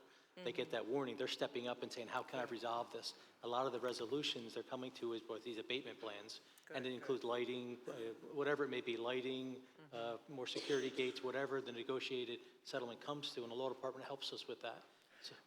I've got a couple of nuisance businesses that I'd like to recommend, to be on your radar, because, I mean, some of these places are just, it's unbelievable, some of the activity that's happening. Like right now, I'm gonna give you a list, I'm gonna write out a list right now and hand it to you. So, I'm sorry, Commissioner, did you No, want no, it was this. Okay, so while I have an extra minute. So, a quick question, which is around police cameras. And I know that this is probably not something for the public, but as district members and really at-large members, can we get a list of where cameras are, police cameras are, and when a camera goes offline, can we be alerted to that? So that we can help, in any way possible, funnel resources, provide supports, and also if we have a list, it helps us to, supplement the cameras that you have in place. So for example, if let's say I know that you've got a camera at Broad in Wyoming, which is in my district, maybe I can, because we have a camera program too, in which we put cameras on individual houses that people, at the request of the homeowner, and we'll do a block, we'll do two houses at one end of the block, one at the other end of the block, and one sort of in the middle to help capture. And it gives the neighbors a sense of security in the community. So is there a way to get that list so that we can help supplement the work that we're doing, and also support what you're doing? No, that'd be, absolutely, we would love to work with you on that. Our team can work. We do have the capacity, Kevin, if I'm correct, to know when a camera's down, and we have the resources to be able to repair them relatively quickly, but we would definitely love to work with your office to see how we can. So when your camera, if a camera goes down, how quickly do you generally get it back up? No, we know when it went down now. Say again? Yeah, so we have a team that goes out, but we can give you the time. We can provide you with the time from down to getting repaired. It really is going to be predicated on what went down. Some of the stuff, times they can fix it while with not even responding. But we'll have to see, we'll get that information for you. Okay. And I do want to, while Commissioner Stanford has shared with me, as relates to the nuisance, there were 123 investigations, 39 letters that were seized for high-risk businesses. So there were, getting underway and starting to use that tool to help us with these issues. Okay. And my last question is a couple of Brief one. very brief homicides in the 8th District. I ask about every year. One was recently solved. That was the homicide around 15-year-old grad student, Devin Whedon, who was shot and killed on his way to school. Thank you so Yes, ma'am. much to you and your detectives who worked to solve that case. Because this was a young man who was on his way to school. I was on the scene that day. It was a very tragic situation. Yes. Also, there are two others among the many that really weigh on me. And one is Jeremiah Wilcox, who was a 13-year-old shot and killed in front of a bunch of people. He was a student at Wagner Middle School. And there were a lot of people around when he was shot and killed. And that was probably 3 years ago, at least now. And also, of course, Damian Taylor, Yes, who ma'am. was a more recent one. We've talked about extensively the student from Imhotep who was killed at the bus stop. And we know that there have been some other developments that may be related to that, but his family has not reached out. I talked to communicate with his mom ever so often, and she's still, obviously very much grieving, but any developments that you all might be able to share would be greatly appreciated. Yeah, we appreciate that. And I met with his mother and even brought her down to the office to talk through as he still going through her grief, but she wants to turn that into action as well. Yes. And how we can support her. And you led that effort to connect us, and I appreciate that. Thank you. Thank you, ma'am. Thank you. Chair recognizes Councilman Rue Landau, then Councilmember Jim Harity, then Councilmember Jeffrey J. Young.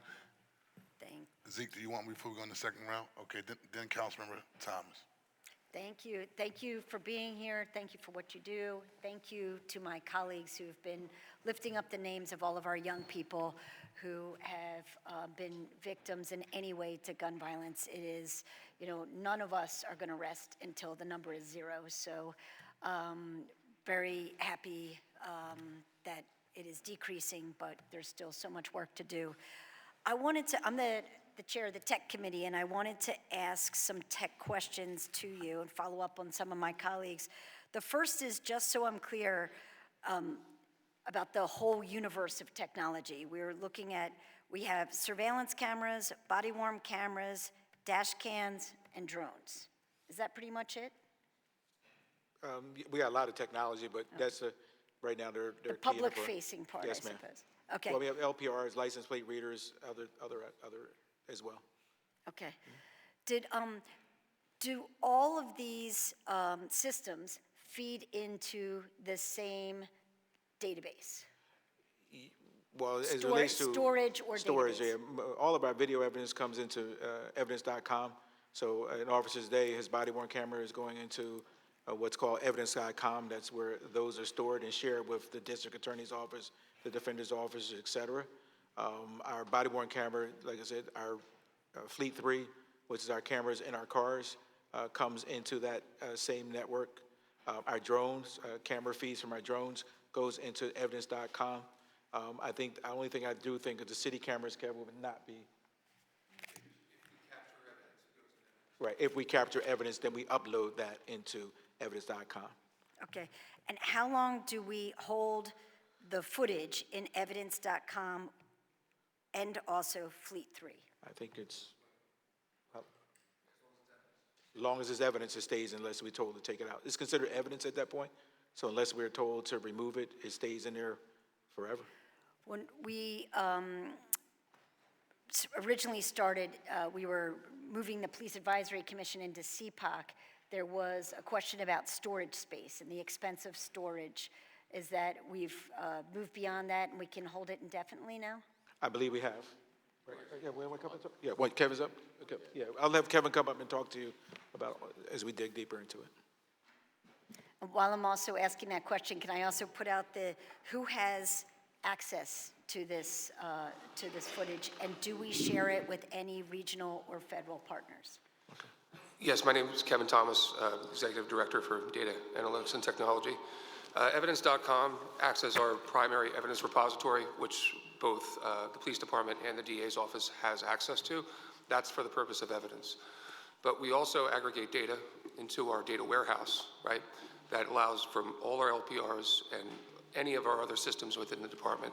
That way we can make those data available for investigators, for police officers, for analysts, and the like. So just wanted to delineate that difference. One is for the purpose of evidence, right? And in that case, there's really no retention policy because it's still evidence.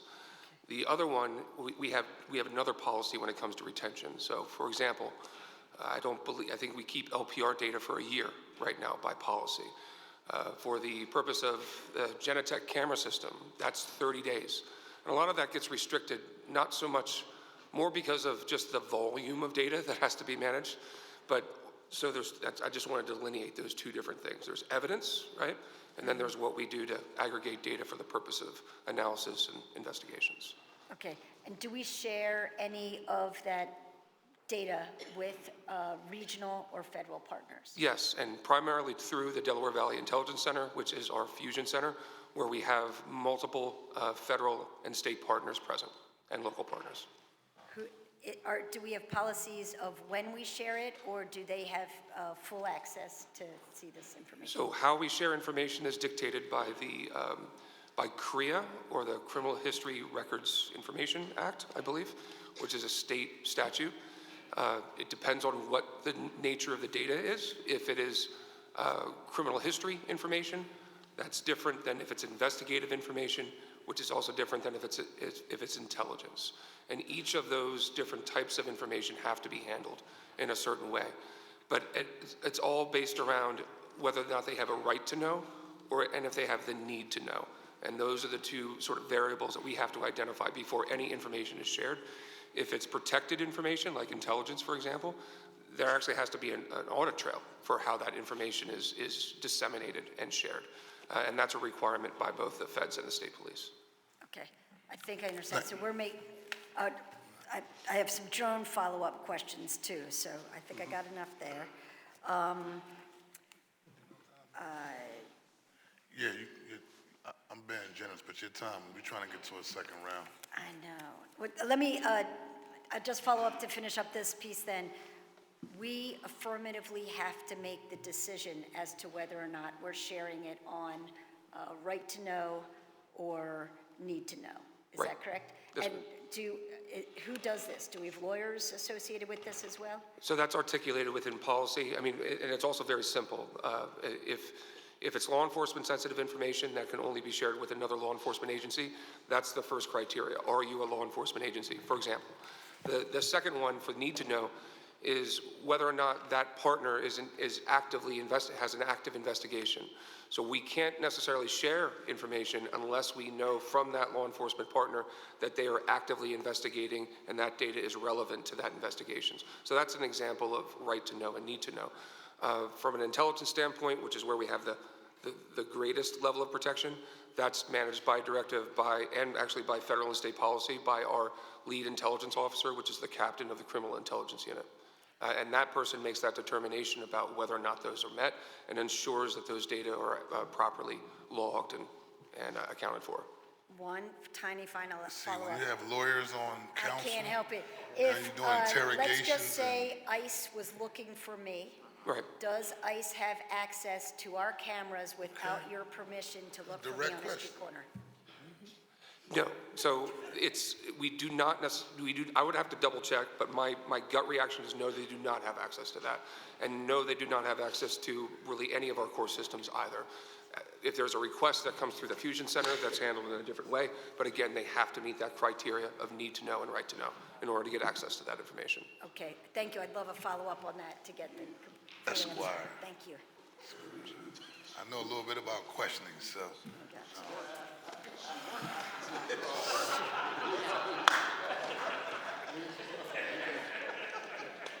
Obviously, I'm here, right?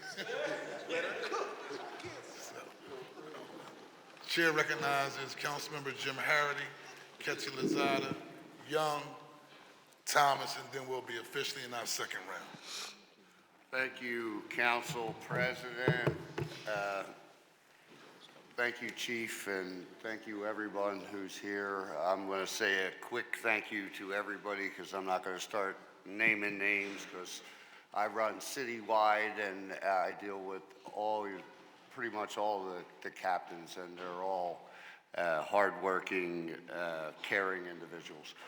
But I'd like to get to know more about the JACK program. So could you tell me more about the three-tiered diversion system being funded for the JACK, and what does the process for juveniles determined to be low risk look like? See, I think I have it, my notes. Let me see if I have it with me to break it down. If not, we can pull it up. So, all right, so what we had done, it's part of the JACK, and originally, if you remember last year, I was very concerned about where we're going to JACK. We still have some movement to do because I still have officers assigned to the JACK. That was my biggest issue, and we still do that today. But part of what we're looking to do is to bring in other folks to take over that JACK. We're moving those officers into what we call youth specialists. Those officers will be working across the city, doing follow-up with our young people, meeting with the families, discuss how we can help them to change their trajectory. And so that's our big vision. Right now, we're using it after their tour of duty to do that. What we also decided to do, continue to utilize the JACK as the hub of all of our juvenile activity. It's for when kids come through to get processed. However, we also recognize many of the kids do not need to touch the system. So in a tier one, public drunkenness, disorderly conduct, where they get code violations, the officer is able to release that individual, and then they offer them with support services within 2 days to be able to do that and follow up. And that's a portion of them. Then we move into our tier two. These are the juveniles who have been arrested for trespassing, vandalism, thefts, many of our kids with retail theft, theft from autos, theft in general. Those kids are eligible, but in those cases, they're transported home. They'll be released to a guardian, and then the juvenile must attend a one-day restorative justice program or a counseling and referral, and that's what we do. We also are able to offer them IPS services if they need it, as part of the CUAs and intensive preventive services in that regard. And then we move into our much more heavier category, which is our tier 3.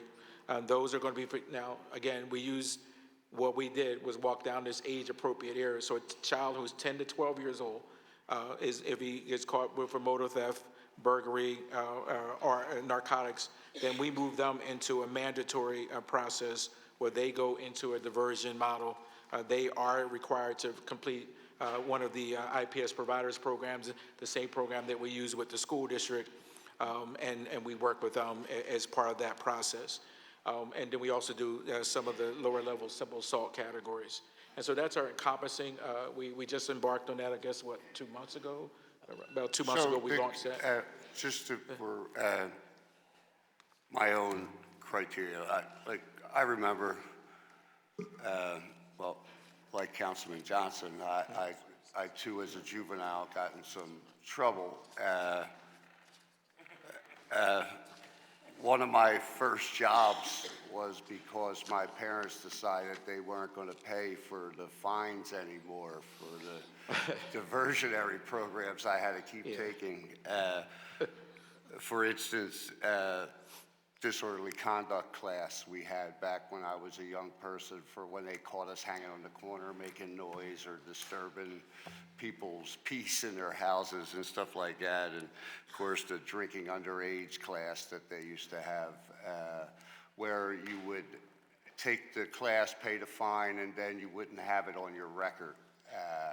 And so what I'm trying to get to is we're still letting them, especially for the low offenses, letting them have a couple bites at the apple for these diversionary programs? In some areas we will. We started in January 6th. But just so you know, my work before I left the department was really also around collateral consequences of arrest and recognizing that young people stayed in the system like you talked about because they could not pay their fines to get out. Exactly. And I remember testifying in this body around what we should do, and this body at that time made a decision to remove that. So for example, we've diverted 3,400 kids since we began our program in 2014 in the school district, and none of those individuals have to pay a fine or fee.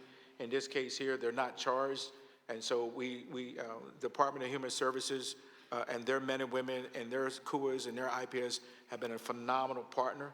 They have baked much of this work into their place-based budgeting, so it has not come at a cost to us, and it's been a part of their work over a decade yet later, and we took that same approach here.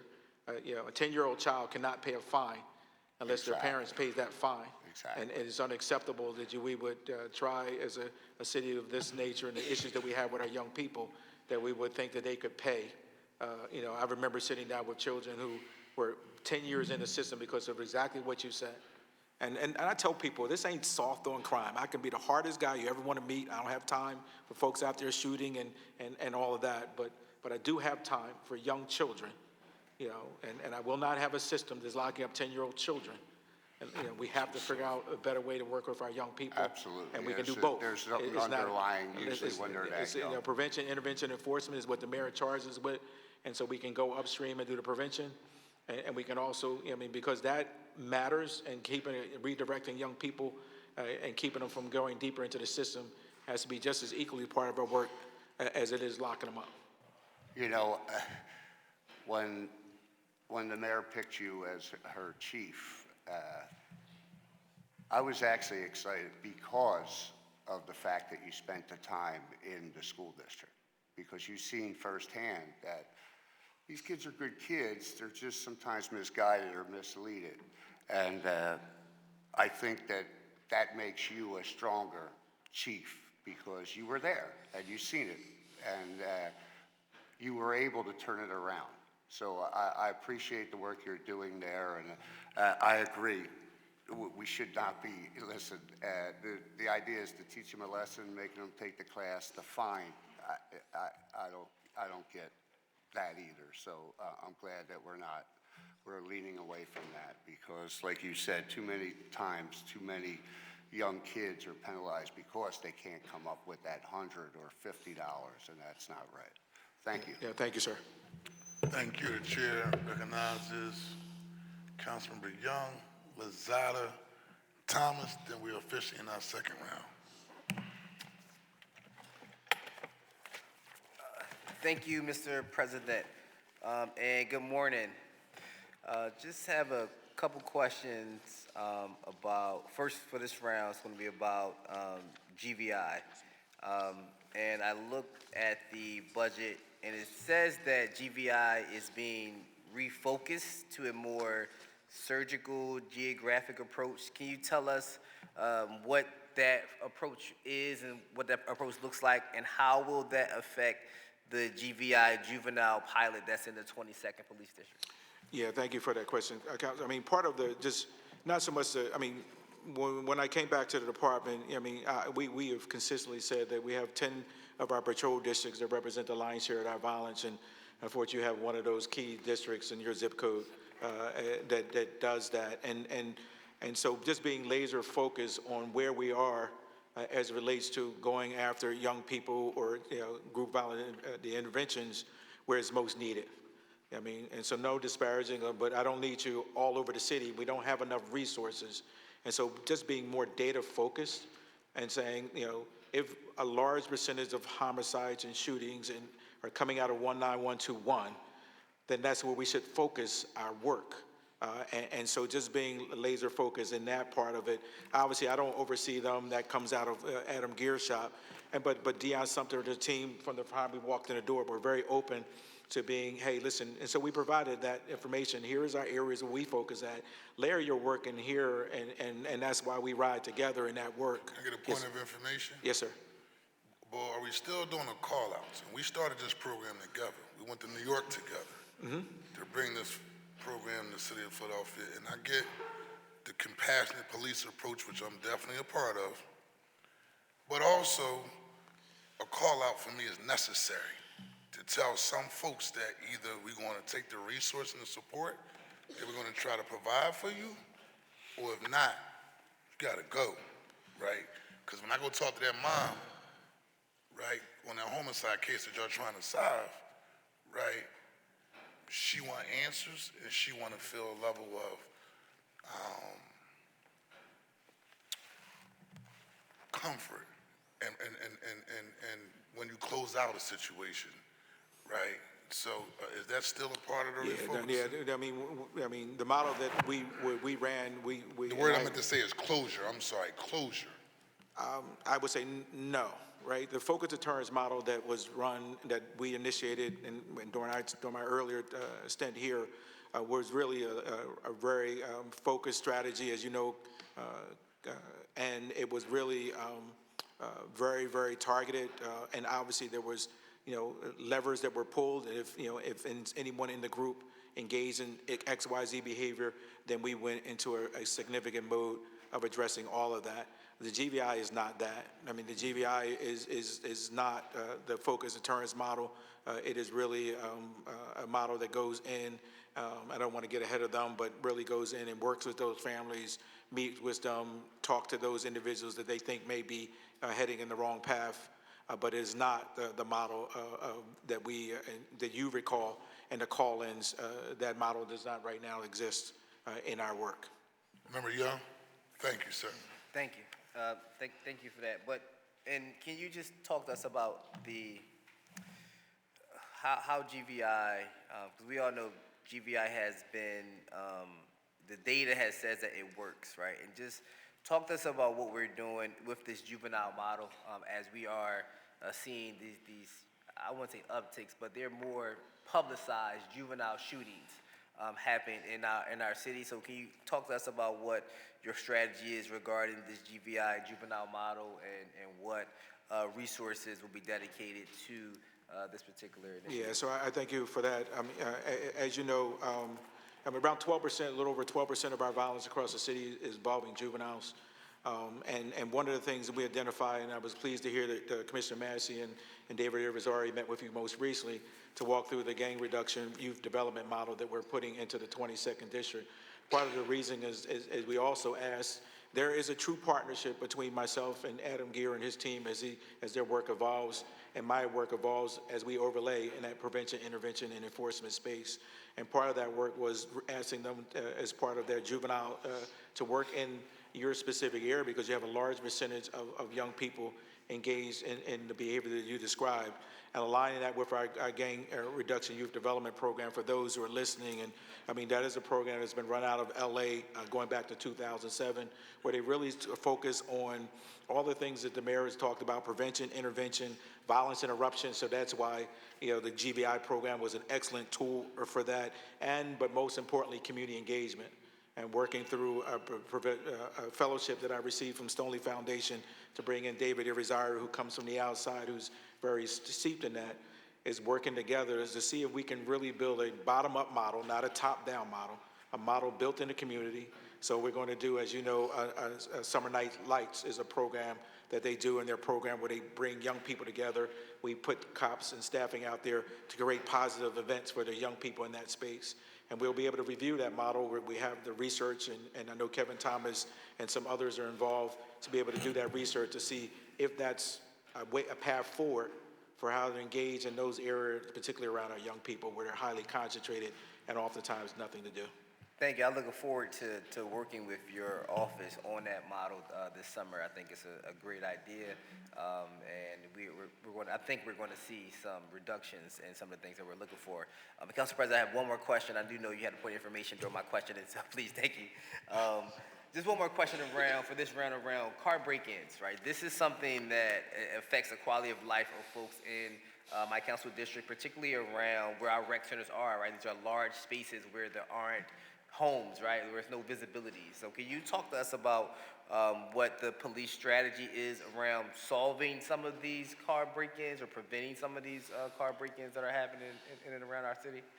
Yeah, I mean, I'll be very upfront. They're very challenging for us, very, very challenging for us, and because there's a sheer number, and we really are more reliant on the community to be supportive in that space, and we constantly encouraging individuals not to leave valuables in their cars. I mean, people think a quarter doesn't matter, but somebody's out there trolling for, you know, money. A quarter gets them closer to that number they're looking for. So what we do from our data, I mean, part of our ComStat and our briefing, we look more where we're starting to see high concentration of areas where we're seeing an elevated level of car break-ins. So Commissioner Cranley, who has the front end patrol, we will start in those positions focusing. Now, a lot of the work we do is around informational, leafleting an area, leafleting a block, and letting them know that we're seeing a higher level of car thefts or thefts. Breaking into cars for thefts.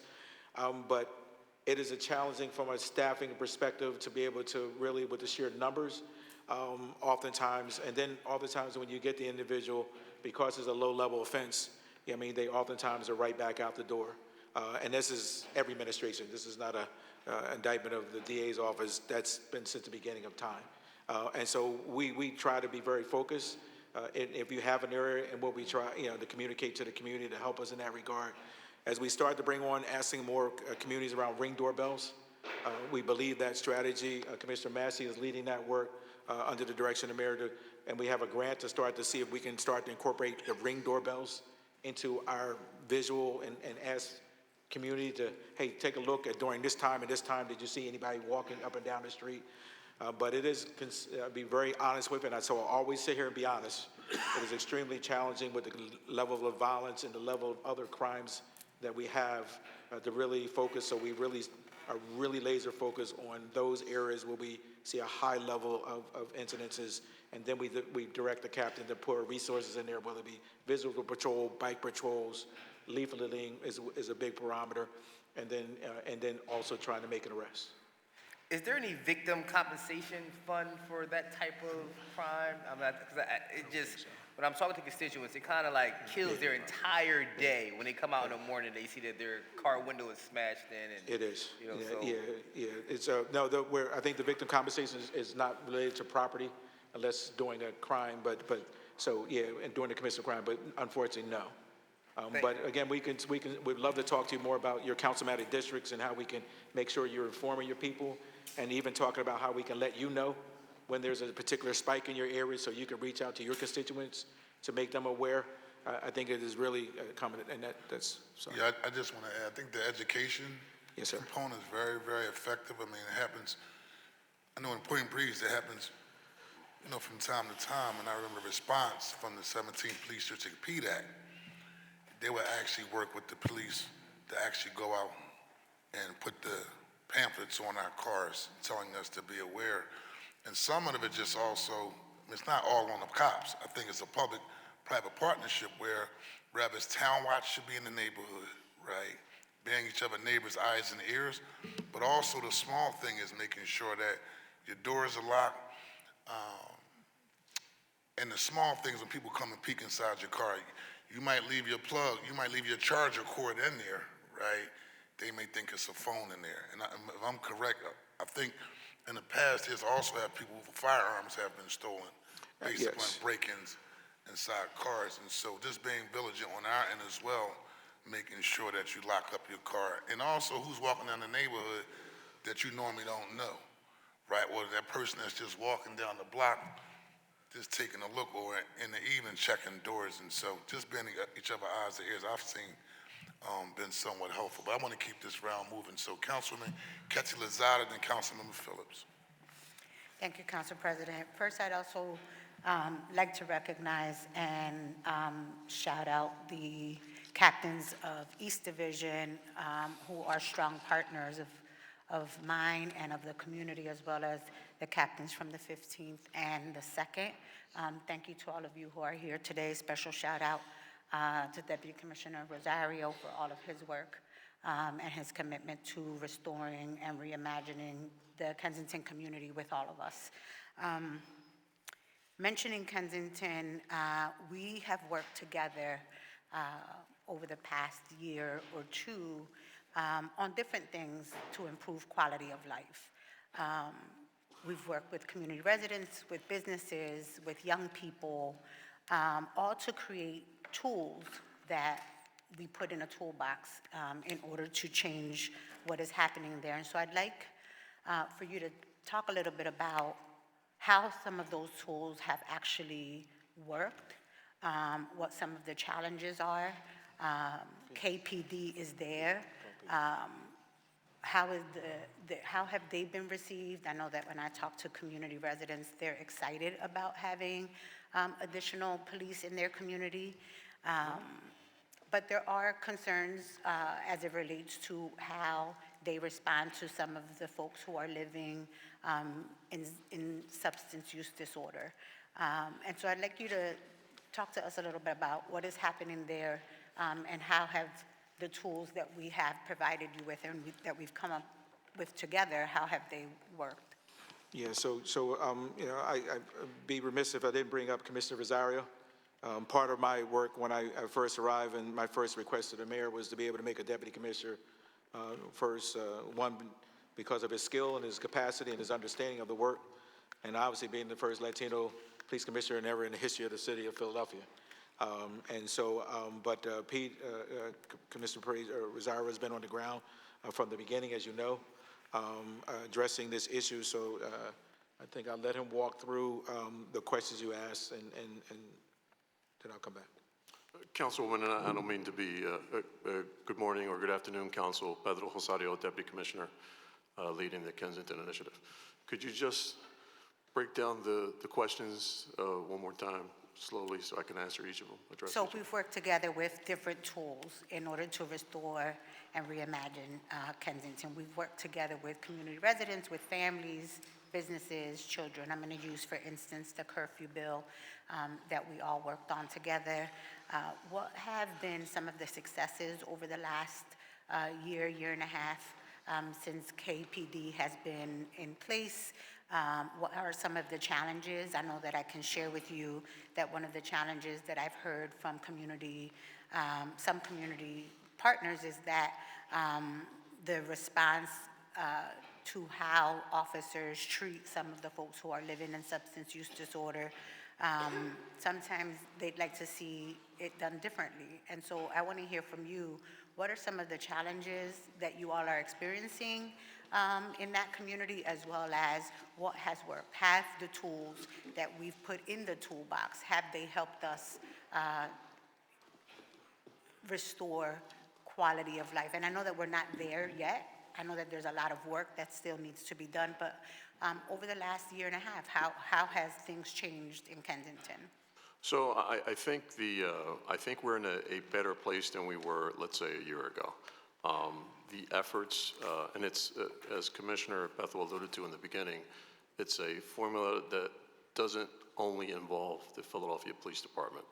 It's an incredible amount of collaboration, first with community, getting buy-in from them, to a bottom-up approach, right? Getting feedback from them to see what issues need to be addressed on their level, and addressing the quality of life issues, ensuring that our officers have the technology and the support that they require to have those types of engagements, understanding that enforcement is an incredibly important part of our job, but it's not the only part of our job, right? We try to stress to our officers on a very granular level the importance of saving one life. And I think a lot of us that are looking at the mission, at the operation from 40,000 feet, we forget that sometimes. So I just try to remind the officers and the individual officers who are walking the beat, the officers who work the service detail, that if we're able to affect positive change for one human being, then this entire effort is worth it, right? And I think the amount of work that we're doing there every day in collaboration with all of our partners is very rewarding. It's incredibly powerful to see that impact every day. Some of the challenges is just being able to bring on all of our resources online collectively. We're working tirelessly to bring up Wellness Court, and I know that's Director's Gear Shop, but we are supporting that process fully. We're working with our partners in Marikey to provide round-the-clock coverage on the avenue to be able to engage with individuals all the time, so that way we don't have any gaps in coverage during our overnight hours or weekend hours. So we're working tirelessly to address that. How many officers are actually assigned to KPD? It was a total of 115 total between KPD and additional resources we put down there. How many? 115. And I do want to put on the record, I mean, the success of what we have done. And, you know, and as a result of the work down there, a 45% reduction in homicides, 46% reduction in rapes, 27% reduction in robberies, 13% reduction in robbery others, 24% reduction in aggravated assault, 44% reduction in shooting incidents, 57% in shooting victims, almost 228 firearms. And I know you know much of this, but even just the sheer level of drugs, I mean, you know, fentanyl is what is the main products that are down there, over 845,000 doses, or value almost $88.4 million. And through the work of Commissioner, and Kelly and our federal partners and others, another 2,404,000 doses of fentanyl at a value of $24 million has been taken out of that area. We've done almost 1,500 people diverted, and half of them moved into social referrals. I mean, and the list goes on and on when it comes to, so I appreciate it. I just want to, as you know, I mean, we're in for it long, and we will not abandon that community. The mayor has made it very clear what our role and responsibilities are, and so we are with you. We are not going anywhere. We know this is going to take some time as we evolve, but we with the Wellness Court coming on board at 5 days a week, and I apologize, President, but if you go out there on a Wednesday, when we have Wellness Court, there's a different tenor, because folks, so there is an understanding that when we do bring up the level of enforcement, it can change behavior. So we're confident as we move into a 5-day wellness, and we're grateful for the budget, that we can have an even a greater impact as we move forward. I apologize, President Johnson. Thank you for that. I think it's important that people know those numbers, right? Yes, ma'am. 845,000 doses. Can we imagine all of the doses that we've not been able to recover, right? And then and how that impacts the quality of life of young people. How are we responding to the schools that are in that footprint, right? I think that all of this work that you all are doing doesn't matter if the young people that are traveling through the neighborhood, if they don't feel safe. And it really depends on what day and what has been going on. It depends on the stories that you're going to get. So how closely are you all continuing to work with the schools within that footprint? And what are you hearing from some of our young people? I'm going to give Commissioner Rosario a softball, because the reason I came back, as you know, and the reason I was at Conwell with Principal Green, is because of the conditions that I saw. And so I'm going to toss it over to him, and he's going to talk about how he's working directly with those principals to make sure that those young people feel relief. So one of the from my prior assignment, being the captain of the 24th, I had an established relationship with the principals in that footprint there, and we work collaboratively, literally all the time. I was speaking to Principal Balbuena from Casares School yesterday regarding support, regarding a specific issue. But all the principals have a direct line to me. They have direct line to the police commissioner, and more importantly, they have those connections with the officers that work in that area, especially the footbeat officers that are able to respond very fluidly to any issues that happen. And you know, part of that is messaging from us, from leadership, regarding when these officers are working that beat, and not only with the schools, right, but with the businesses, with the residents. We're constantly encouraging that relationship with them. And that is incredibly vital to our success in our operation. But the schools, all they got to do is pick up the phone. They all know my number. We text all the time. So any type of issue that may pop up usually gets an immediate response. What are we doing to continue to secure the Remember, I have to spaces? wrap up I'm sorry. to talk to Mr. Thomas. What are we doing to, what are we doing to continue to secure the spaces that we've already responded to in order to ensure that they don't go backwards? I'm sorry, say that again, Madam. What are we doing to continue to secure the spaces that we've responded to in order to ensure that we don't kind of go backwards? Brief response, Commissioner. Yeah, I mean, we could talk, I mean, there's the ebbs and flows, right? We know we're getting displacement as we go into certain areas, so, you know, we are we're shifting to our spring model to really try to see how we can lock those areas down and be able to hold them without displacing them, and that's the challenge that we're dealing with now. Thank you very much, sir. Thank you, Council President. Thank you. Councilmember Thomas. Good afternoon, Council President. Good afternoon, colleagues. Good afternoon, Commissioner and the entire team. Just a couple questions real quick, and hopefully we can get some quick responses. Really a lot of questions based on things that I'm hoping have been done throughout previous budget negotiations and dialogue with the administration, previous administration, as well as the police department. First and foremost, I'm assuming this is the case, but do all homicide detectives have cell phones? We did issue all the homicide detective cell phones, that's correct. So every time a family is dealing with an unfortunate situation, they have a direct person now that they can contact to be able to give them updates on their case and what's going on? Yeah, I think you arrived after I may have spoken about, we just hired Councilman Thomas, Executive Director, and we have now on board 10 victim advocates.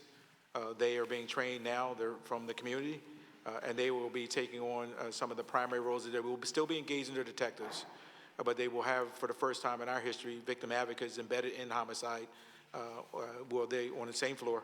And those folks are employed by the police department? These are full-time, and these are positions that you approved this body approved last year. We have them all on board. We have an executive director overseeing that work. We have a supervisor, as well as 10 victim advocates. They're going to finish their 1 week of training, 1 month of training, and then we will start to move into their forward position. They will align themselves with homicide detectives. So every time we have an incident, the family will get a victim advocate. They will serve as the bridge for that communication, and then the detectives will still engage them. But if I can make a note, what oftentimes was happening when an unfortunate loss, everybody in the family wants to be the person who's the communicator. And so oftentimes they were getting inundated with multiple people. Gotcha. And so this will be able to synthesize that activity as well. Thank you, Commissioner. Yes, sir. A little while back, before Captain Massey retired, we worked together to come to some level of negotiation. I said Captain Massey. Captain Massey is right there. That was my captain in the 35th, so I apologize. Captain Overwise retired. We were doing some work around issues related to hit and runs, and we negotiated in a budget that we would get new technology to be able to gather evidence and data when these unfortunate situations take place to put us in a position to be able to solve some of these crimes. Have we gotten that Yes. technology? Yes, But we have. also, and I'm assuming we have it. Yes, sir. How much improvement have we seen, and try to be brief because I got two more questions. How much improvement have we seen in our clearance rates with the new technology as it relates to being able to solve some of these crimes specifically related to hit and runs? Yeah, we would have to follow. I don't know if there's a direct correlation to the clearance, but the technology is substantial.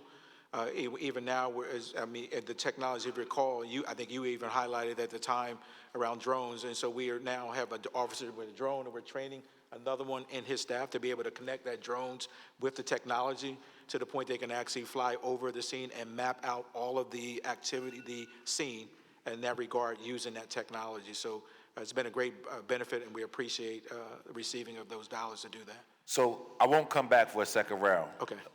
If you could do me two favors. Yes, sir. Real quick. Number one, if you could talk about driving equality and the issue with the fake temp tags. A little while back, we came here, and there was a lot of accusations that because of the temp tags, because of driving equality, temp tags were running rampant. Clearly, driving equality is still law. Temp tags are under control. Please talk a little bit about that process and driving equality in general. And then if you could just close out by telling us what is the police department doing to work with not just all of our local law enforcement agencies, but with national law enforcement agencies to make sure that 2026 is as safe as possible for the hundreds of thousands of people that we expect to visit our city. Yeah, as we had those discussions, the temp tags were not part of the, we should have been enforcing the temp tags. The challenge that we faced, and I think I had that conversation, was it was so many different versions out there. What we were able to do, New York City has a significant intelligence bureau. They mapped the entire United States of America and be able to provide a document that we were able to acquire through our major crimes to be able to put out and post actually on our intranet and send out to every officer so they know what does a temporary tag look like. It was absolutely confusing at that time. And so we are now fully positioned to do that. That is not a part of the equity bill. We could not stop people for bad tags, and that's where we're moving forward with that enforcement as part of our, You can. Yes. I was saying the equity bill said not that the equity bill said you could not, right? You can stop cars that had paper, bad tags as part of our work. And so we just had to reset the norms around what we could or could not do in that regard. As it relates to the national piece, part of that is a citywide effort. As you know, there's a large contingent of individuals from an operational perspective, from us working for our Office of Emergency Management, working internally with our special operations. We were working with all of our national partners. I just left an event this morning at the federal building with a lot of our private and public partners are there. It's going to be an all hands on deck for us to accomplish the goals of making that successful next year. And a point of information, and follow up the line of questioning for Member Thomas, I do commend you and your team for having a model around public safety during large events. I saw Commissioner Ramsey, I think it was on CNN, when somebody drove a truck in New Orleans down on Bourbon Street, right? And they looked at what we were doing to be prepared when it comes to hosting large events and being preventative and trying to look at every last aspect of how a catastrophe can happen. And so, Councilmember Thomas, along those lines of questioning, could you provide so we have additional that built into our model. You see in our special operation events, if you saw even just take the Super Bowl parade, you will see working with our streets department, we've been using blocking vehicles now for probably a decade now because the men and women recognized at that time after some incidences where individuals were driving their vehicles onto the sidewalk. We now are acquiring the devices to put on the sidewalks as well. And so that will be very much a part of our preparation. But you've seen that in all of our events, all of our parades. You see that blocking mechanisms to avoid those types of incidences. But we will be in a very enhanced posture considering all the events we have coming up next year to expound on that. Thank you. I just want to commend you on the Super Bowl parade and hope that if we could replicate that effort in 2026 for the large events, we know that it'll be safe and it'll be successful. Also wanted to thank you for the driving equality work specifically around temp tags, but also just put on the record, as we've discussed before, that we have a little more work to do around collecting data based on our research and the numbers that you've provided. 18% of traffic stops over the last few years still have undocumented or have not been properly documented. And along with the traffic stops, documentation was a big part of the legislation. So we know we still have some work to do with that. Thank you, Council President. I appreciate the leniency. I don't need a second round. I'll put my questions in writing. Thank you, sir. Thank you, sir. Absolutely, Member Thomas. So as we go into the second round, I'm going to be real brief because I want to turn it back over to my colleagues. Just real two quick questions. One, we talked regarding minority participation rates for Philadelphia Police Department, specifically professional services contracts. They dropped from 14% in FY25 after a high of 37% in FY24. So can someone give me an idea of the decrease in the participation goals? You got that?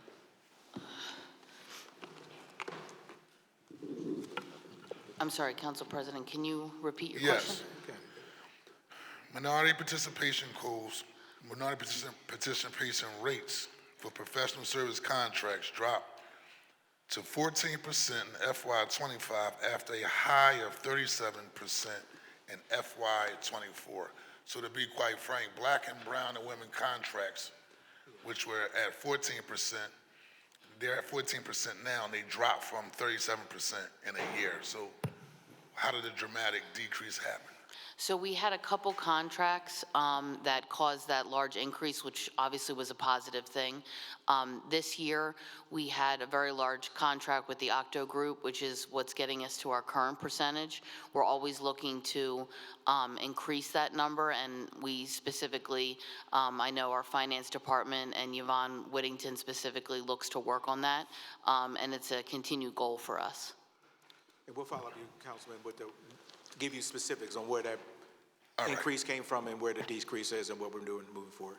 That would be very, very helpful. And just briefly, a couple of my colleagues talks about nuisance stores and the things they sell in the stores. And obviously your job is primarily around law enforcement.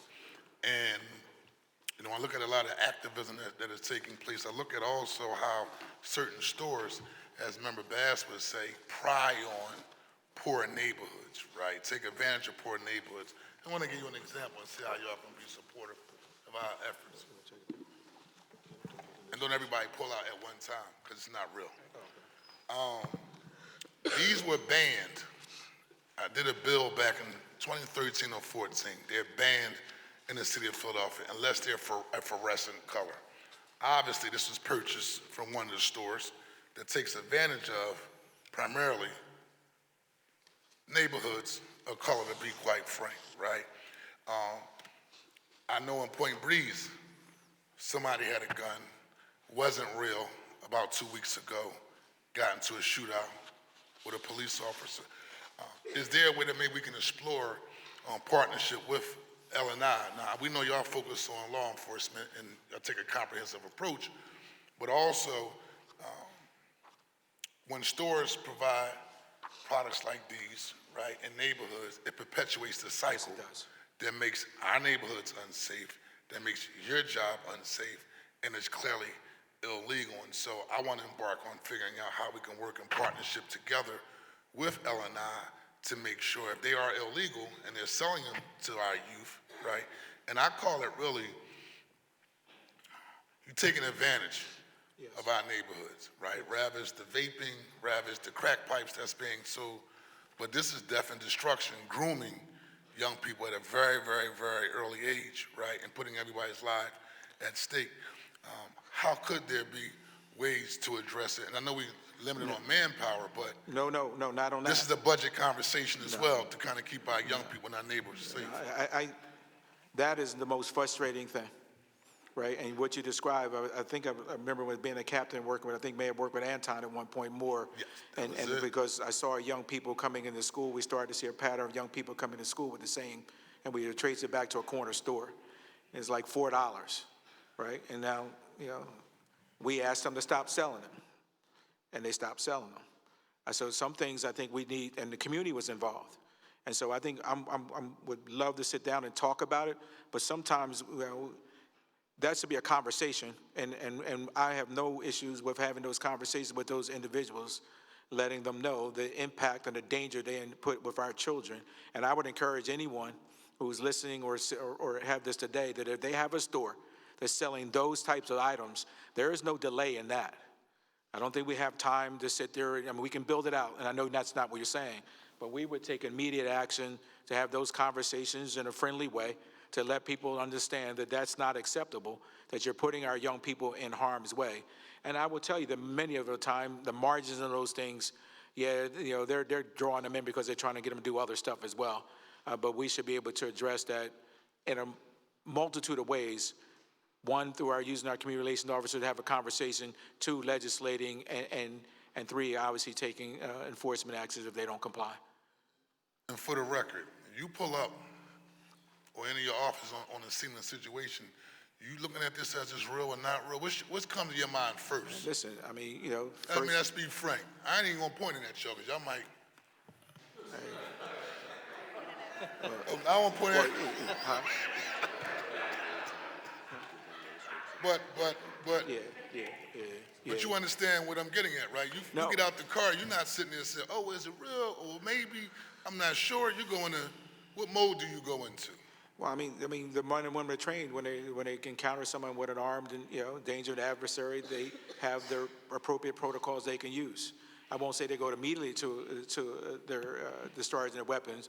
However, that risk is very much heightened. There was a time they had yellow markings, and that markings to distinguish them. But then the kids, they would paint over those markings, right? And so they realized, oh well, there's another market, so.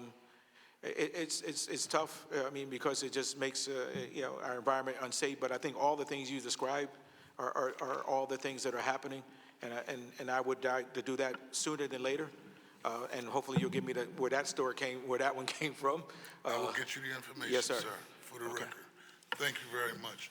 The chair organized Councilmember Brooks. Point of information. Yeah. So in the event that, because as being on the education committee, we get all these posts from the school district when incidents happen with fake guns or kids got some gummies from the store or whatever. Is that information shared with the police department? And then is there an investigation on the stores where the children got that information? Because we get these almost every week.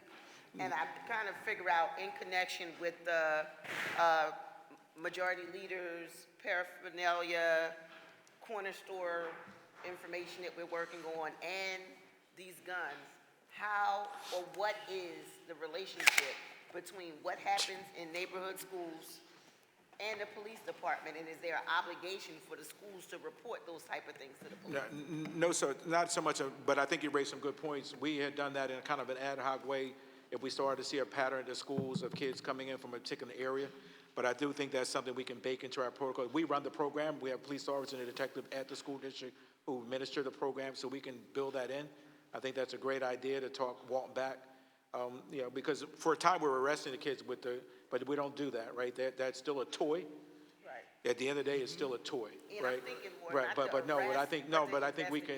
part, No, right? I think that's a great. We get them every week. No. Chair time is you send them out, I can talk to them today, and we can work that into our protocols, working backwards to ask the young people where did they acquire that toy from. Member Thomas. You got that? Information, just to provide context, the Education Committee on a consistent basis, daily basis, actually back when Commissioner Bethel was in charge of school police, we started a system where there would be regular communication to the Education Committee every time a serious incident would take place. And I think what Member Brooks is asking for is just a level of coordination. But I just wanted to provide context so people understood what the communication is. We do get it on a daily basis. It does get disseminated to the district council members when it applied to their district, as well as every member of the Education Committee. So I just wanted to provide context, Council President. We just want to, when we organize around this issue, we want to ask for all the groups that are doing advocacy around these types of issues to join us in this movement. For those who pry on our community, to be quite frank with you, and take advantage and exploit our community, that's just where I'm at this moment. We're in the second round officially. The chair recognizes Councilman Rue Landau. Thank you. I wanted to ask a couple more questions about the drones. I appreciate so much. I sent a letter to your office.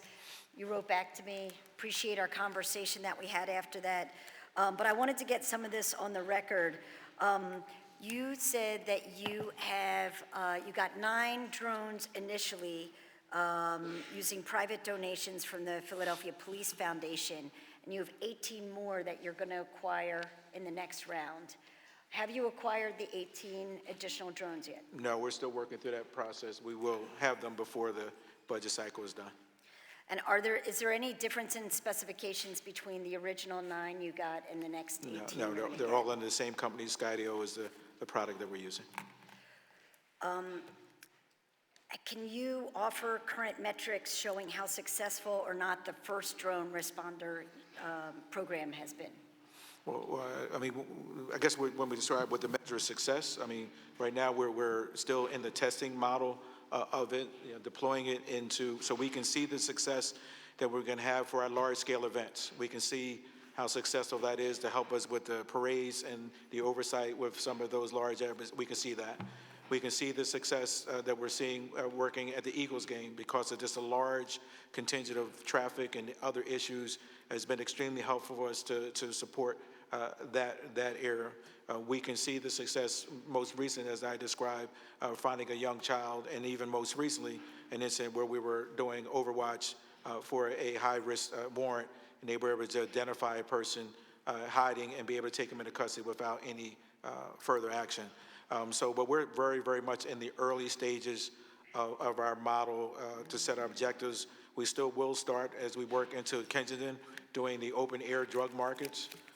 We do believe that the drone is an effective tool to be able to do those open-air models, and from there we'll be able to start to do measure the success we're having both there with our intentions that we can take that citywide as we go to address areas across the entire city, which was a charge of the mayor as well, to address those areas where we're seeing drugs being sold.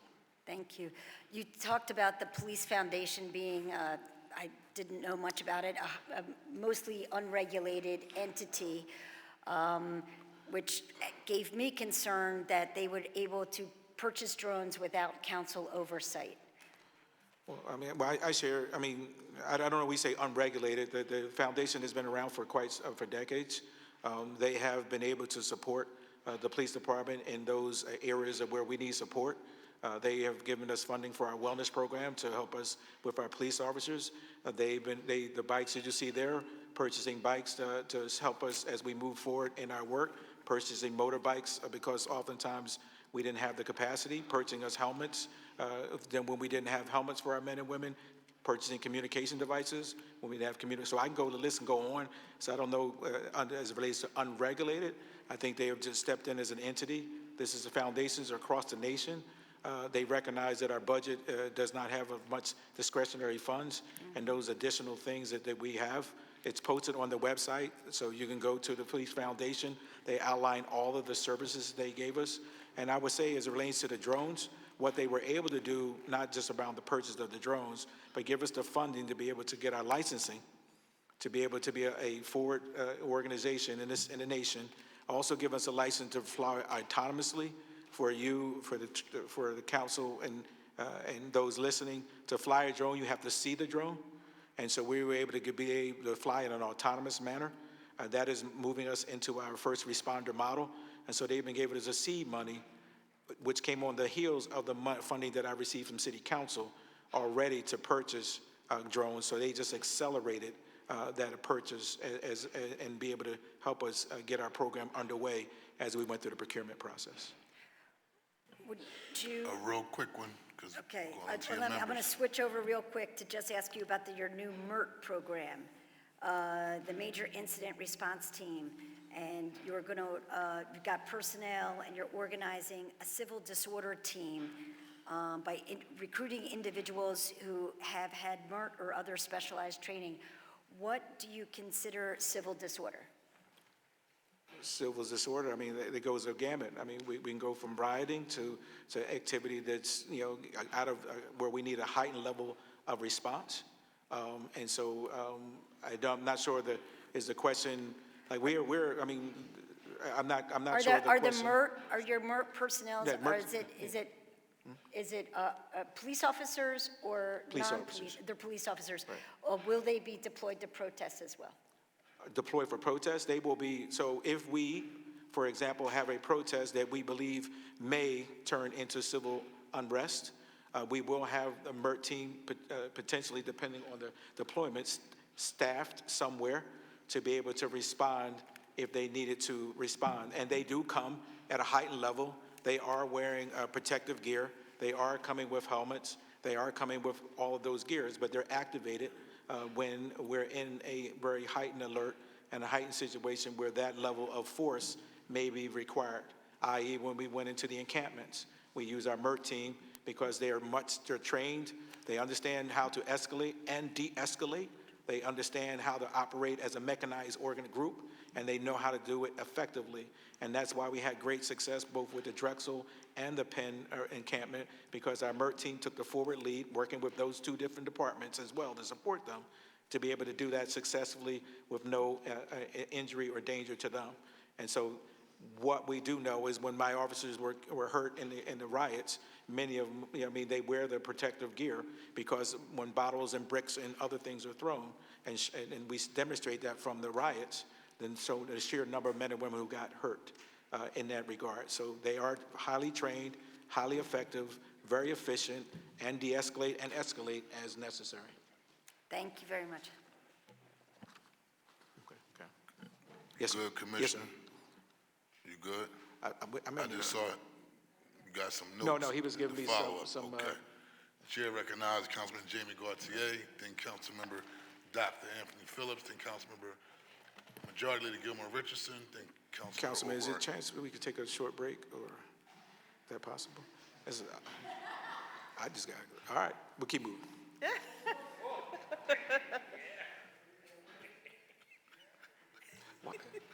Is it? Commissioner, we're about to wrap up shortly. Okay, we're good. We got couple more questions and we're gonna wrap up. Yes, sir. The chair recognizes, See how he does me? I'm not saying anything. We're on camera, too. chair recognizes Councilman Jamie Gaultier. And we've been direct with our questioning as well as our responses, and then we'll be wrapping up. Thank you, Council President. Commissioner, I really appreciated your comments about your diversion work. Like Councilmember Harity, that was one of the reasons I was excited about your appointment. I wanted to follow up on your comments and give you a chance to speak at greater length, or as much as you can before you have to take a break. First, I wanted to loop back on the Juvenile Assessment Center. Can you specifically talk about changes to staffing and budget levels, as well as how many children were served prior to the restructure of the JAC and how many have been served since? Can you revisit sort of PPD's juvenile diversion program? How is each tier administered, and who is it administered by, and how are they trained? And then finally, I commend you and Mayor Parker for reviving CompStat 360. We appreciate the transparency in that.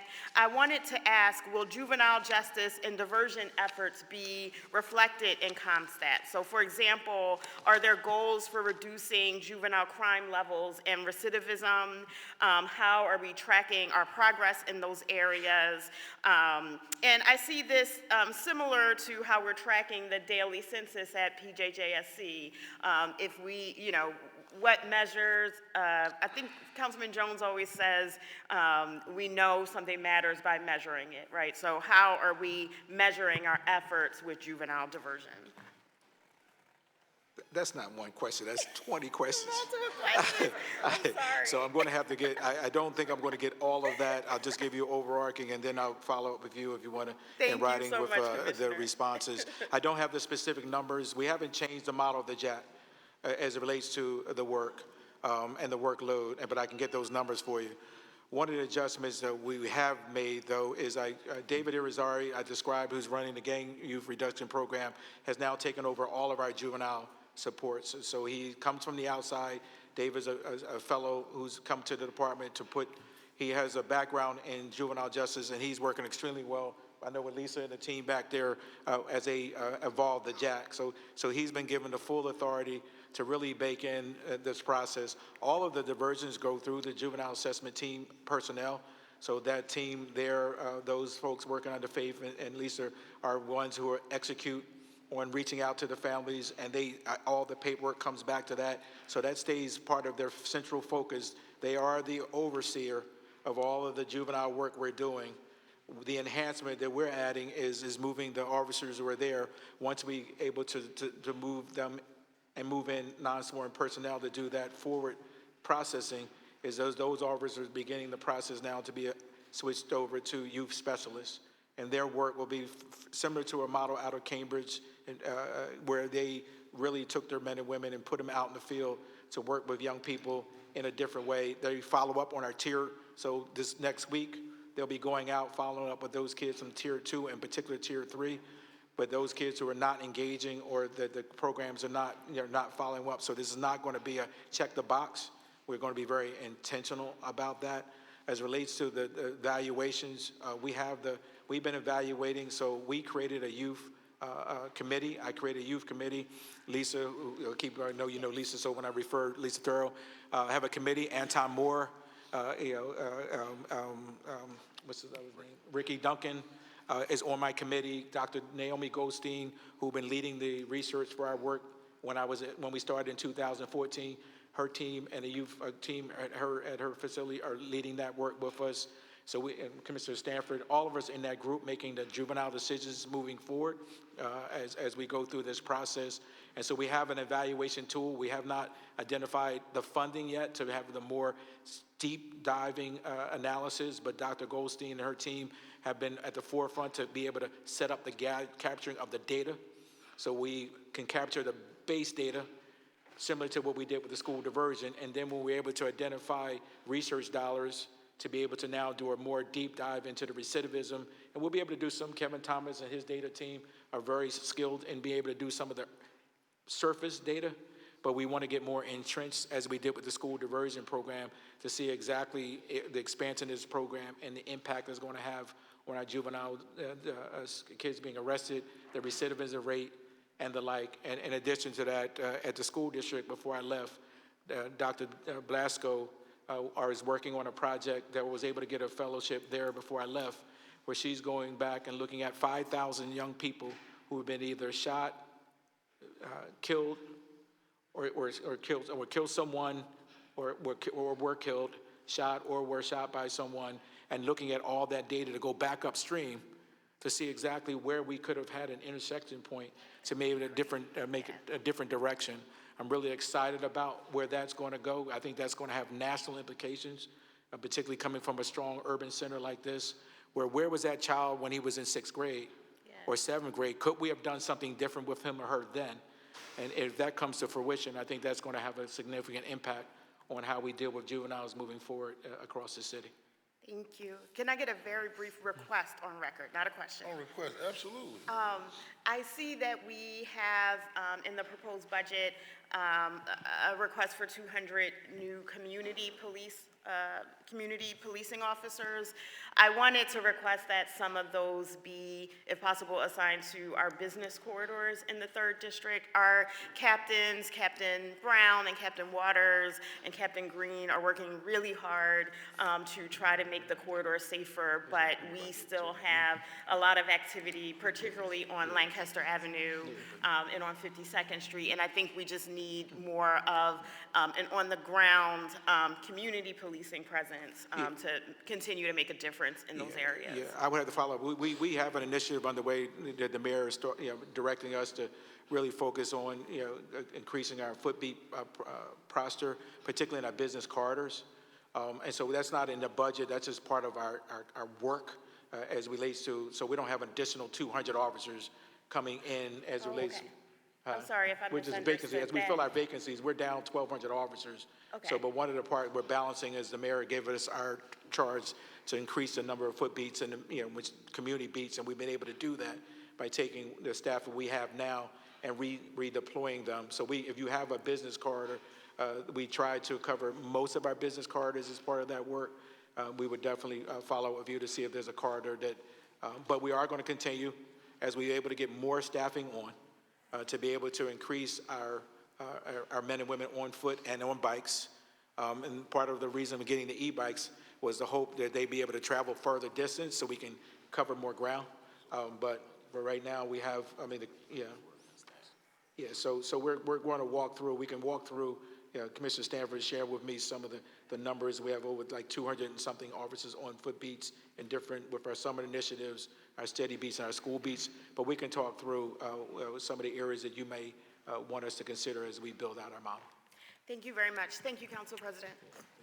Thank you, and thank you, Deputy Commissioner Massey, for helping my community in Southwest Philadelphia, particularly the 12th Police District, where we were dealing with illegal auto mechanics that were wreaking havoc on the neighborhood. Had a woman that owns a daycare center was crying because she just couldn't bring the children outside the parking lot at 70th and Elmwood because they were working on cars in the senior center next door to it, were also under siege by people working on cars in the street, inside the parking lot, and there's nothing today. Thank you, Commissioner. Like, it's beautiful out there today. Nobody's working there. It's clean. And so I just want to acknowledge you for stepping up and also acknowledge you for providing the extra resource and support because that neighborhood has been under siege for a significant period of time until you came. So No, I appreciate that. And I remember you talking about the older community was really frustrated. So I appreciate that and keep doing the work. Chair recognizes Councilmember Dr. Anthony Phillips, then Councilmember Nicholas O'Rourke, Majority to Gilmore Richardson, Councilmember Bass, Young, and then that's it. Dr. Phillips. Thank you, Council President. I want to echo that the Philadelphia Police Department is continuing to grow. You know what? Because people have grace and mercy. Council will be at ease for 5 minutes. This could be 5 minutes. 10 minutes. Council will be at ease for 10 minutes.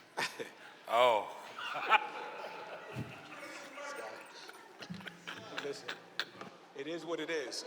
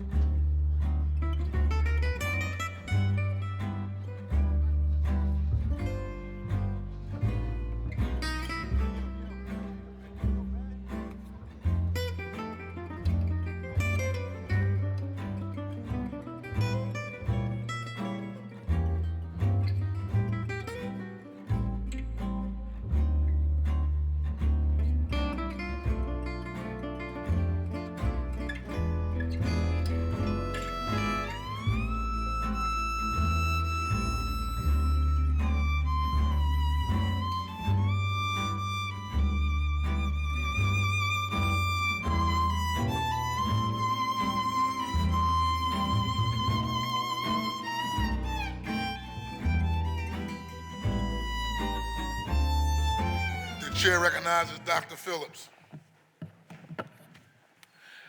Again, I just want to echo the Philadelphia Police Department is continuing to evolve. It's one of the departments that in administration that's continuing to do great work. So thank you all so much. I just have a couple questions.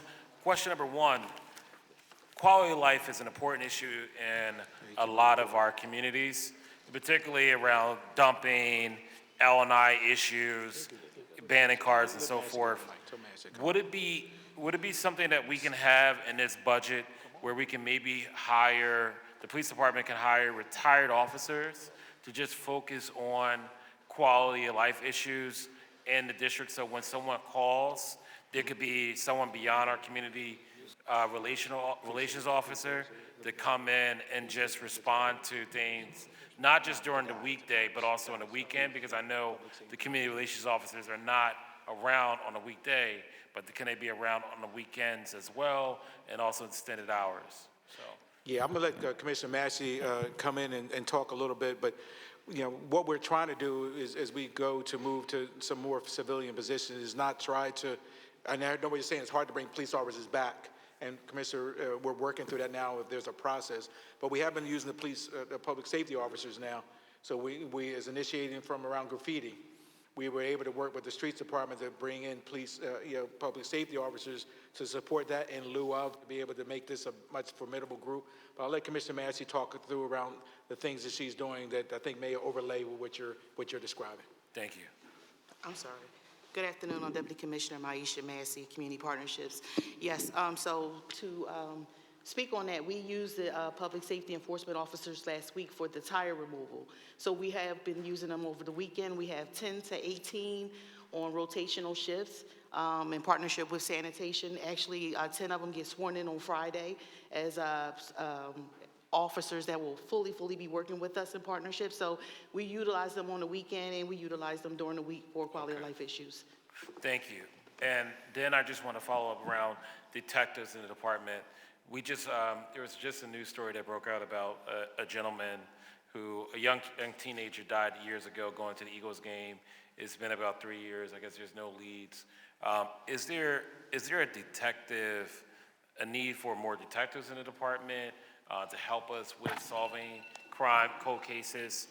And also, for some of our violence prevention programming, is there a way in which the Philadelphia Police Department can have a public partnership where they can maybe work with some violence prevention organizations to help them with, being mentors and support systems at like rec centers, libraries, or places where young people are congregating and they can like hug the block in some capacity, patrol the blocks as well, in addition to what your work is doing. So those are two questions, the detectives and the violence prevention organizations. The support with the kids. I'm sorry. So repeat your question one more time, because I think we're kind of trying to split between the detectives and the police officers. Yeah, so the quick question is that, is there a need for more enhancement and support services around detectives to solve cold case files? Is there going to be a need for more detectives? And then also the last question was around, is there a public partnership that you can have with violence prevention organizations to help you with, doing some of the diversion programming work, maybe at some of our rec centers, libraries, in places where kids are always hanging out? Maybe they could just hug the block in some capacity and just be around there as mentors. Yeah, no question. I mean, I'll take your last first. I mean, we are on that journey now. As you know, I mean, my work around youth has been, that's the work, right? And so, the diversion is the first salvo in that. Bring in David Irizarry, who's overseeing, for the first time we have a director who's overseeing our juvenile work. So we don't have that influx that you heard with Councilman Young developing a program in his area around our grid program to really start to see, but and that's why we brought Anton and Ricky Duncan, those individuals, into our space, because we got to figure out what that is. How do we do the system mapping? How do we start to make those referrals? So the youth officers, the youth specialists that we're looking to create out of the JAC, those are going to be one of the prominent guys, men and women who are going to be out there in the field, connecting with our young people, seeing how we can be doing things differently. I mean, but we have a lot of work to do, Doc. I mean, we're not there yet, and we have to know, we own that as part of our work. Obviously, we have our PAL officers, and they're doing that work. As we bring on our community liaison, the second part of our victim advocates, The funding that this body gave us and through the support, of the mayor was to do community liaisons. They will also come into that. And so some of the things that you were talking about, those bridges that we need to build, how do we better connect with our young people and just the community overall? These are going to be non-sworn staff that will come into the department, not be community relations officers. They're going to be working at a different level, really building out our capacity and the like. So we're on that journey. Definitely, I know that's your space as well. Definitely would like to hear your feedback on how we can do that and how we can make ourselves better or pilot something that you felt that maybe been sitting there for a while that you want to talk through. But we have to be very honest around as we move into the prevention, intervention, and enforcements. Clearly, our work is enforcement, but I'm guiding the department a larger percentage of our work in that other sphere as well, and naming that and owning that, and we have a process of doing that space. As relates to detective, we can always use, our staffing is down. So when I'm down 1,200, I'm down detectives. I mean, we do work hard to try to keep our staffing level of our homicide detectives at a level so they can be able to respond accordingly. And with the numbers being down, we think we're at a good number now, especially with our shooting investigation group. Commissioner Venor has talked about having a cold case team, and being able to formulate what we need ultimately is a cold case team to be working on those longer jobs. Right now, those jobs are kind of immersed into the group. And then there are ones that are pulled out at his direction. So we do have some work in there, but that won't come, and we do have to get our staffing levels up because every detective was a cop. And so every time we pull someone in the detective division, I lose a detective, I lose an officer in the front line. And so we're walking this balance, but we're going to get there. But with the support we have, we're going to get there, but we have a few more years to go. Thank you. Thank you. Chair recognizes Councilmember Majority Leader Gilmore Richardson, then Councilmember O'Rourke, then Young, Brooks, then we're done. Okay, thank you. Thank you again, Council President, and thank you, Commissioner and team. I wanted to circle back to the question regarding the nuisance businesses and particularly around the issue of drug paraphernalia sales across the city. You all have been doing a really good job in working with us in L&I and health regarding the inspections of the drug paraphernalia businesses. But what we're seeking to accomplish in this budget cycle, particularly because of what we heard in our hearing last week, which is the joint committee hearing of L&I and public safety, is figuring out how we expand the nuisance business task force to work across police department tours. So what would it take for us to increase staffing just for PPD so we have a better picture as we prepare for the overall budget process? Well, from a staffing level, I just need to want to back up and say we have a very good system, as you well know, with all our partners. So that's number one. We're creating a synergy with the existing resources we have. So the issue is the additional manpower. That's tight. I'll be very honest. The issue of how we can reallocate individuals, but that doesn't mean we ignore the problem. The fact is we're focusing on the problem under the leadership of Deputy Massey, the Neighborhood Nuisance Enforcement Unit, and the tracking, the data tracker that we have helps us put our resources, limited resources, where they need to be, especially with the critical nuisances as well as the chronic nuisances. So they've been incredibly effective. How our detectives are going out there. We have three detectives that are now assigned. They do the preliminary investigations on all violence that happens in a location. So we're having a great impact in that regard. But from following up with the conversation from last week, if you recall, some of the problems is the legal, for lack of a better word, shenanigans that goes on between these agencies flipping.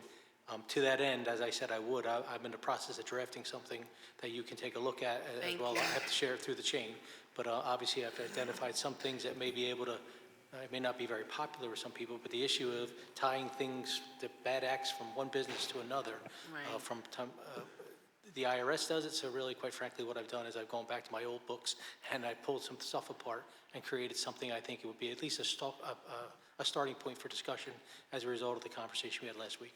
That'll be great, and you know that I intend to introduce a package of bills based on that discussion, because we heard a lot of things in that hearing that I think we need to tighten up from a policy perspective, which will better help us as a city collectively with all the departments be able to enforce. But I just want to make sure that in this process, we are accounting for the needs from a staffing perspective, not only for PPD, but I asked the same thing of L&I and then also of health. So we'll be sure to follow up with you on that. And then secondly, my second question, because Prez already asked my other question about MBE, WBE, but I wanted to ask about the civilian positions. I think we had talked about this previously, wherein we have a number of young people who are in the Police Explorers program, and then they're too young once they complete the program to then apply to be a part of the Philadelphia Police Department as an actual police officer. And so what are we doing with like that bridge time between the time where they complete the Explorer program and until the time they're able to apply for the academy? Yeah, as it relates to that, I mean, this body gave us funding last year to do that bridge.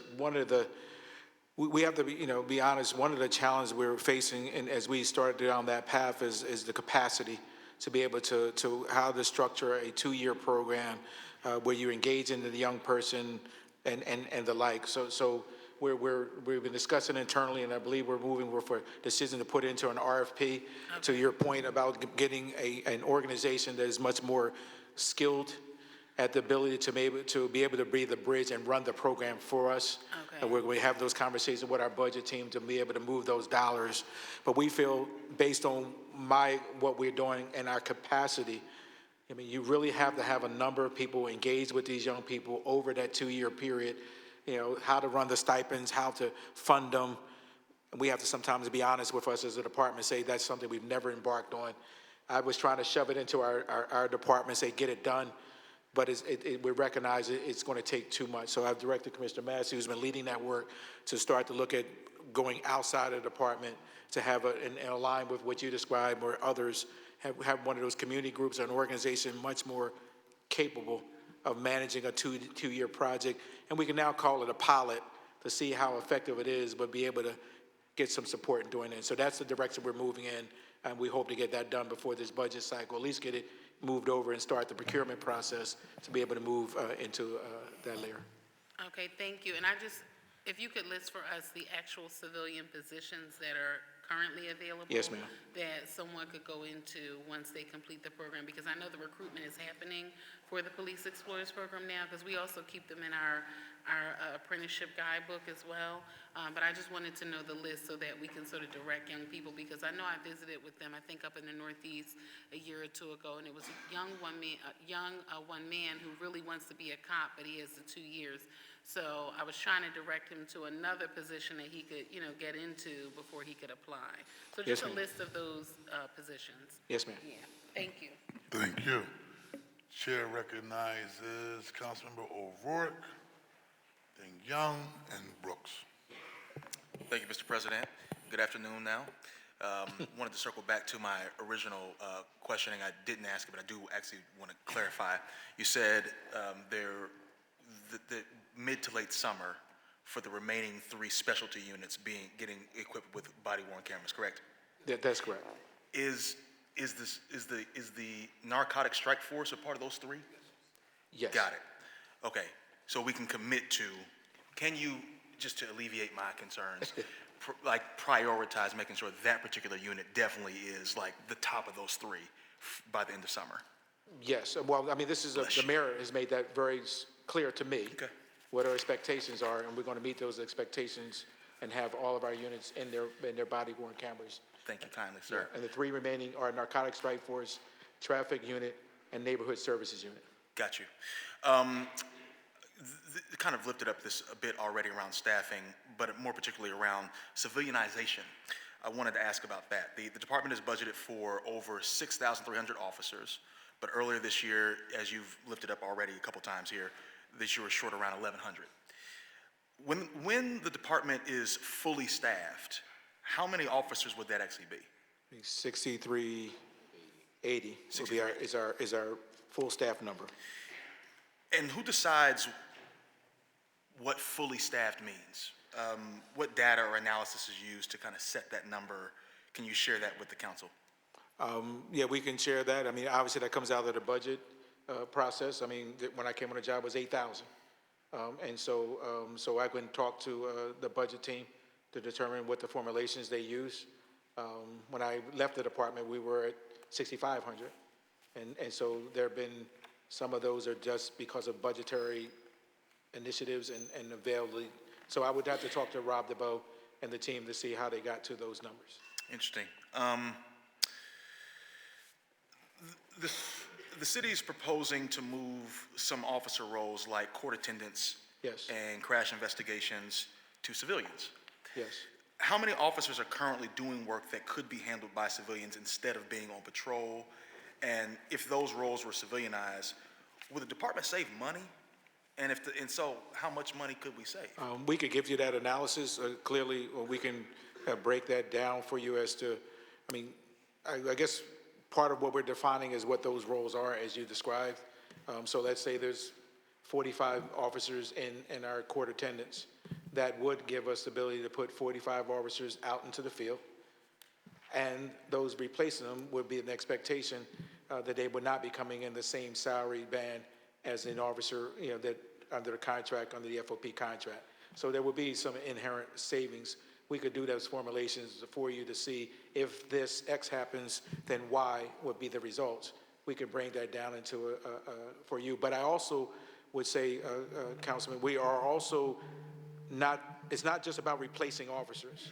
In this budget, we have 10 project managers. Why? Because we need folks who come from the outside who have the capacity to take a project, understand implementation science, and be able to take those projects. I can't continue to ask my deputies to be able to do that. And Even project managers could be civilianized. Yes, so they will be civilian positions. So we're asking for 10 because to do that, we have to bring officers in to be able to do that. Having project managers allows them to stay out and doing their forward work without doing that. Bringing in executive directors from the outside, Ayana Green and others to be able to lead their work is an effective tool for us. We asked for a psychologist in this budget. Why? Because we're having a hard time getting, one of the biggest choke points we're having in our recruitment process is the backup people of our officers getting, or candidates getting their psych test done. Mm-hmm. And so we recognize, well, instead of talking about it, we want to bring a psychologist in to enhance that work, because I have 60 or 70 men and women in the queue waiting for someone in the outside to give us, but if I can get a psychologist who can complete 2 or 3 a day, or maybe more, we'll see, then we can accelerate our timeline. So the victim advocates, they're coming in, they're not displacing officers. Right.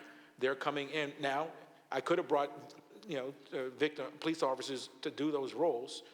However, we recognize to do this position, we would bring victim advocates in to do those roles. So those are 10 positions. And so it's an enhancement of our work, also not a displacement of the officers. Yeah. And so I think that doing it in that contiguous way gives it men and women start to work together and see that we're doing this together and not, hey, you took my job. No, that's not happening. I agree. I heard the buzzer, so I'm going to get off of it. But I would just affirm that the insights and the data that you can provide around that, the savings and all of that can be provided around that will be helpful in making the case, because you have community advocates who are realizing that they could also play a role. We talk about the mobile crisis units, things like that, where you have folks who are interested in helping out who are not necessarily police personnel. And if we could find ways to save money on the department or what have you and allow the civilians to take care of some of that, I think it would be better for the community. So thank you for raising that point. Thank you, Council President, for your indulgence. Thank you. Thank you. The chair recognizes Councilmember Young. Thank you, Mr. President. First question is regarding the newly, merged 9th District. Some folks in, the northern part of the area, are just curious about the patrolling of that particular area, given that now it includes Center City, and go down South Street, I believe.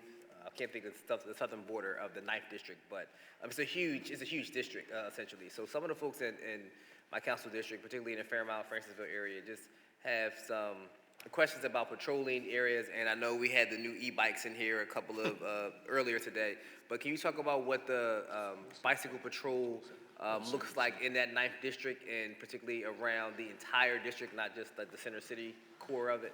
Yeah, I mean, so part of the consolidation of the 6th and 9th was born from, during my previous work here as a deputy commissioner running patrol operations, which Commissioner Cram runs, we combined the 22nd and 23rd, where you're at now, and the 3rd and the 4th district, and then now the 6th and 9th. What is unique is nothing unique in the sense that, you have the same building, the same operation, same roll call room, same locker rooms, but 2 operation rooms running at the same time.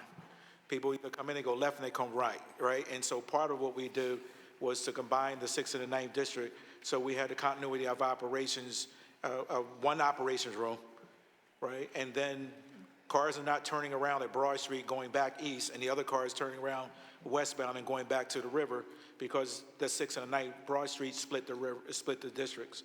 The reality, though, the middle spine of the 6th and the 9th district was where 45% of all of the crime was happening in that turnaround area. And so we were able to go from 4 PSAs, Mike, to 5, Mike? Is it 5? To 5 at a 5th PSA. They have the largest staffing in the city. By size perspective, they're smaller than the 7th, the 8th, and the 35th, and those districts. But it was a process to now mold them together so that the Broad Street was not, prior to to combine them, you could do an offense on 13th Street, go up under the subway and go on the other side, and then you're in a whole nother district, right? And so part of it is re-engaging and really, and Commissioner Cram and the inspector, they're working through that process. Merger has some growing pains with it, right? But we have a significant level of deployment. We have a significant part of the building of that model was we would call bikes down to Center City, but by combining them, we're able to combine the bikes together. I think I got a couple of the bike guys in here today from Center City, 9th District. There you go, Center City Bikes. And so they're here today, so they're able to work effectively. Our motorbikes, as you see, work together effectively. And so it is this synergy. South Street itself is a 3rd district, as referred to South Street detail. And we have about 17 officers there, Mike, I believe, who are working the South Street detail, and we'll be changing that model as we get to the warmer months. But I think we have an effective strategy downtown, and the bikes and the footbeats and the like. But if you wanted to talk a little bit more further, Councilman, is the core strategy and where everybody's placed, we can share that with you as well. Thank you. Just for the record, the question pretty much was about, can we get we understand the bicycle patrol are in the core of Center City, but in the northern part of that particular district, can we have that bike patrol He's as trying well? basically to say, can you put some bike cops in North Philly? It's like real simple to the point. Particularly in Fairmount, Francisville, Spring He's talking Garden. about 9th right? District. Huh? I hear you. Yeah, we hear you. Thank you. Thank you, Member Young. And also, I guess I put my request out there. I'm a strong advocate of Schuylkill River Trail. And every time it get hot along the trail, there's always some type of mischief going on. And more than likely throughout the summer, it will result in someone either getting robbed or attacked, and whatever we can do to increase the visibility of bike patrol along the Schuylkill River Trail, that would be very, very helpful to take in consideration as y'all move forward. Yes, sir. Last question, Councilmember Brooks. Thank you, Council President. So I'm going to just run down all my questions, and then you can answer some or submit them in writing, since I'm the last one and folks ready to go to lunch. Yes, ma'am. All right, so my first question is about the mobile crisis units. With the mobile crisis programming facing changes, I want to dive more into details on how we can build on that program. So my question is, what percentage of the 911 calls are being sent to 988? The next, I'm gonna just go through it. Then the next one is on stop and frisk. You've been working through the city stop and frisk policies for a while, and I wanted to ask about the process at this point. How many arrests have been generated, and what are the demographic breakdowns of those arrests? And has the city paid any legal settlements in relation to those? Well, I'm sorry, madam. What arrest was that? What was it? Stop and frisk. Okay. And then this is like a budgetary question, and earlier you said that you're moving towards a more business model, and you gave us the breakdown of the resignations, and how many folks you need to hire and the need versus what you're actually getting. So we've appropriated funding for those positions, and some of them haven't been filled. And I'm not saying that it's your enough fault in terms of recruitment, because I know you guys have made some huge efforts to make that. But what's happening with the money that was appropriated for those positions that aren't filled? And how is it spent? Is there a breakdown for it? Does it go into overtime? I'm just trying to get a So understanding you of talk about what the unfilled happens. positions? Yes, Yeah, within so I the mean, district. yeah, so we have to, class 100, we have to use to backfill with overtime. You know, and it's significant because of just a significant demand. You know, it took 3,400 men and women to do the Super Bowl. Right. And that was including federal partners, state police partners, and all hands on deck from us. The events overnight, I mean, the leading up, the celebrations. So that is a significant deployment, and our deployment across the field. With the fewer officers in, we do have a minimum staffing level that we try to stay at. We still continue to focus on our more challenging areas where we know we have high levels of violence, so we deploy men and women in there. That has been an effective strategy as a result as well. So we do convert that class 100 money over into overtime to support our 360-day, 7 days a year, 24 hours a day operation.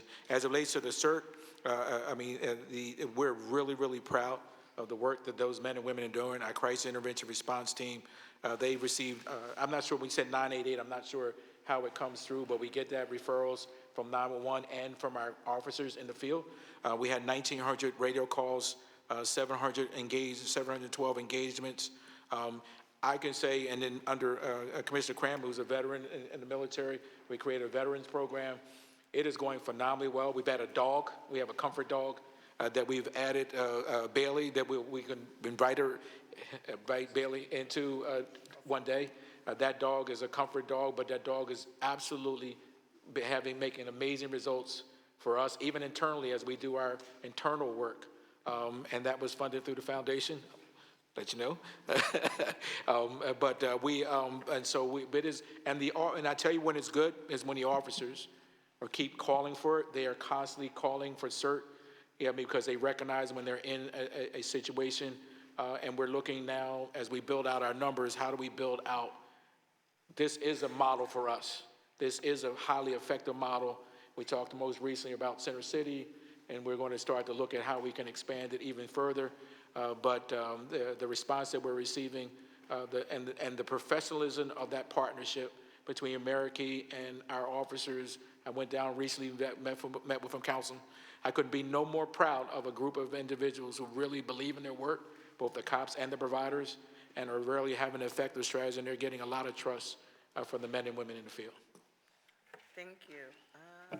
That's time. Thank you very much. I want to thank you and your team, Commissioner, for being here. Thank you for the work that you're doing in Kensington. Thank you for the work that you're doing with our young people. Thank you for the work that you're doing for our victims and co-victims of gun violence, and most importantly, your leadership team for just being on the front line and making sure we have a safer city. Thank you very much. Thanks, sir. Council will be, this hearing will be at ease until 2:30.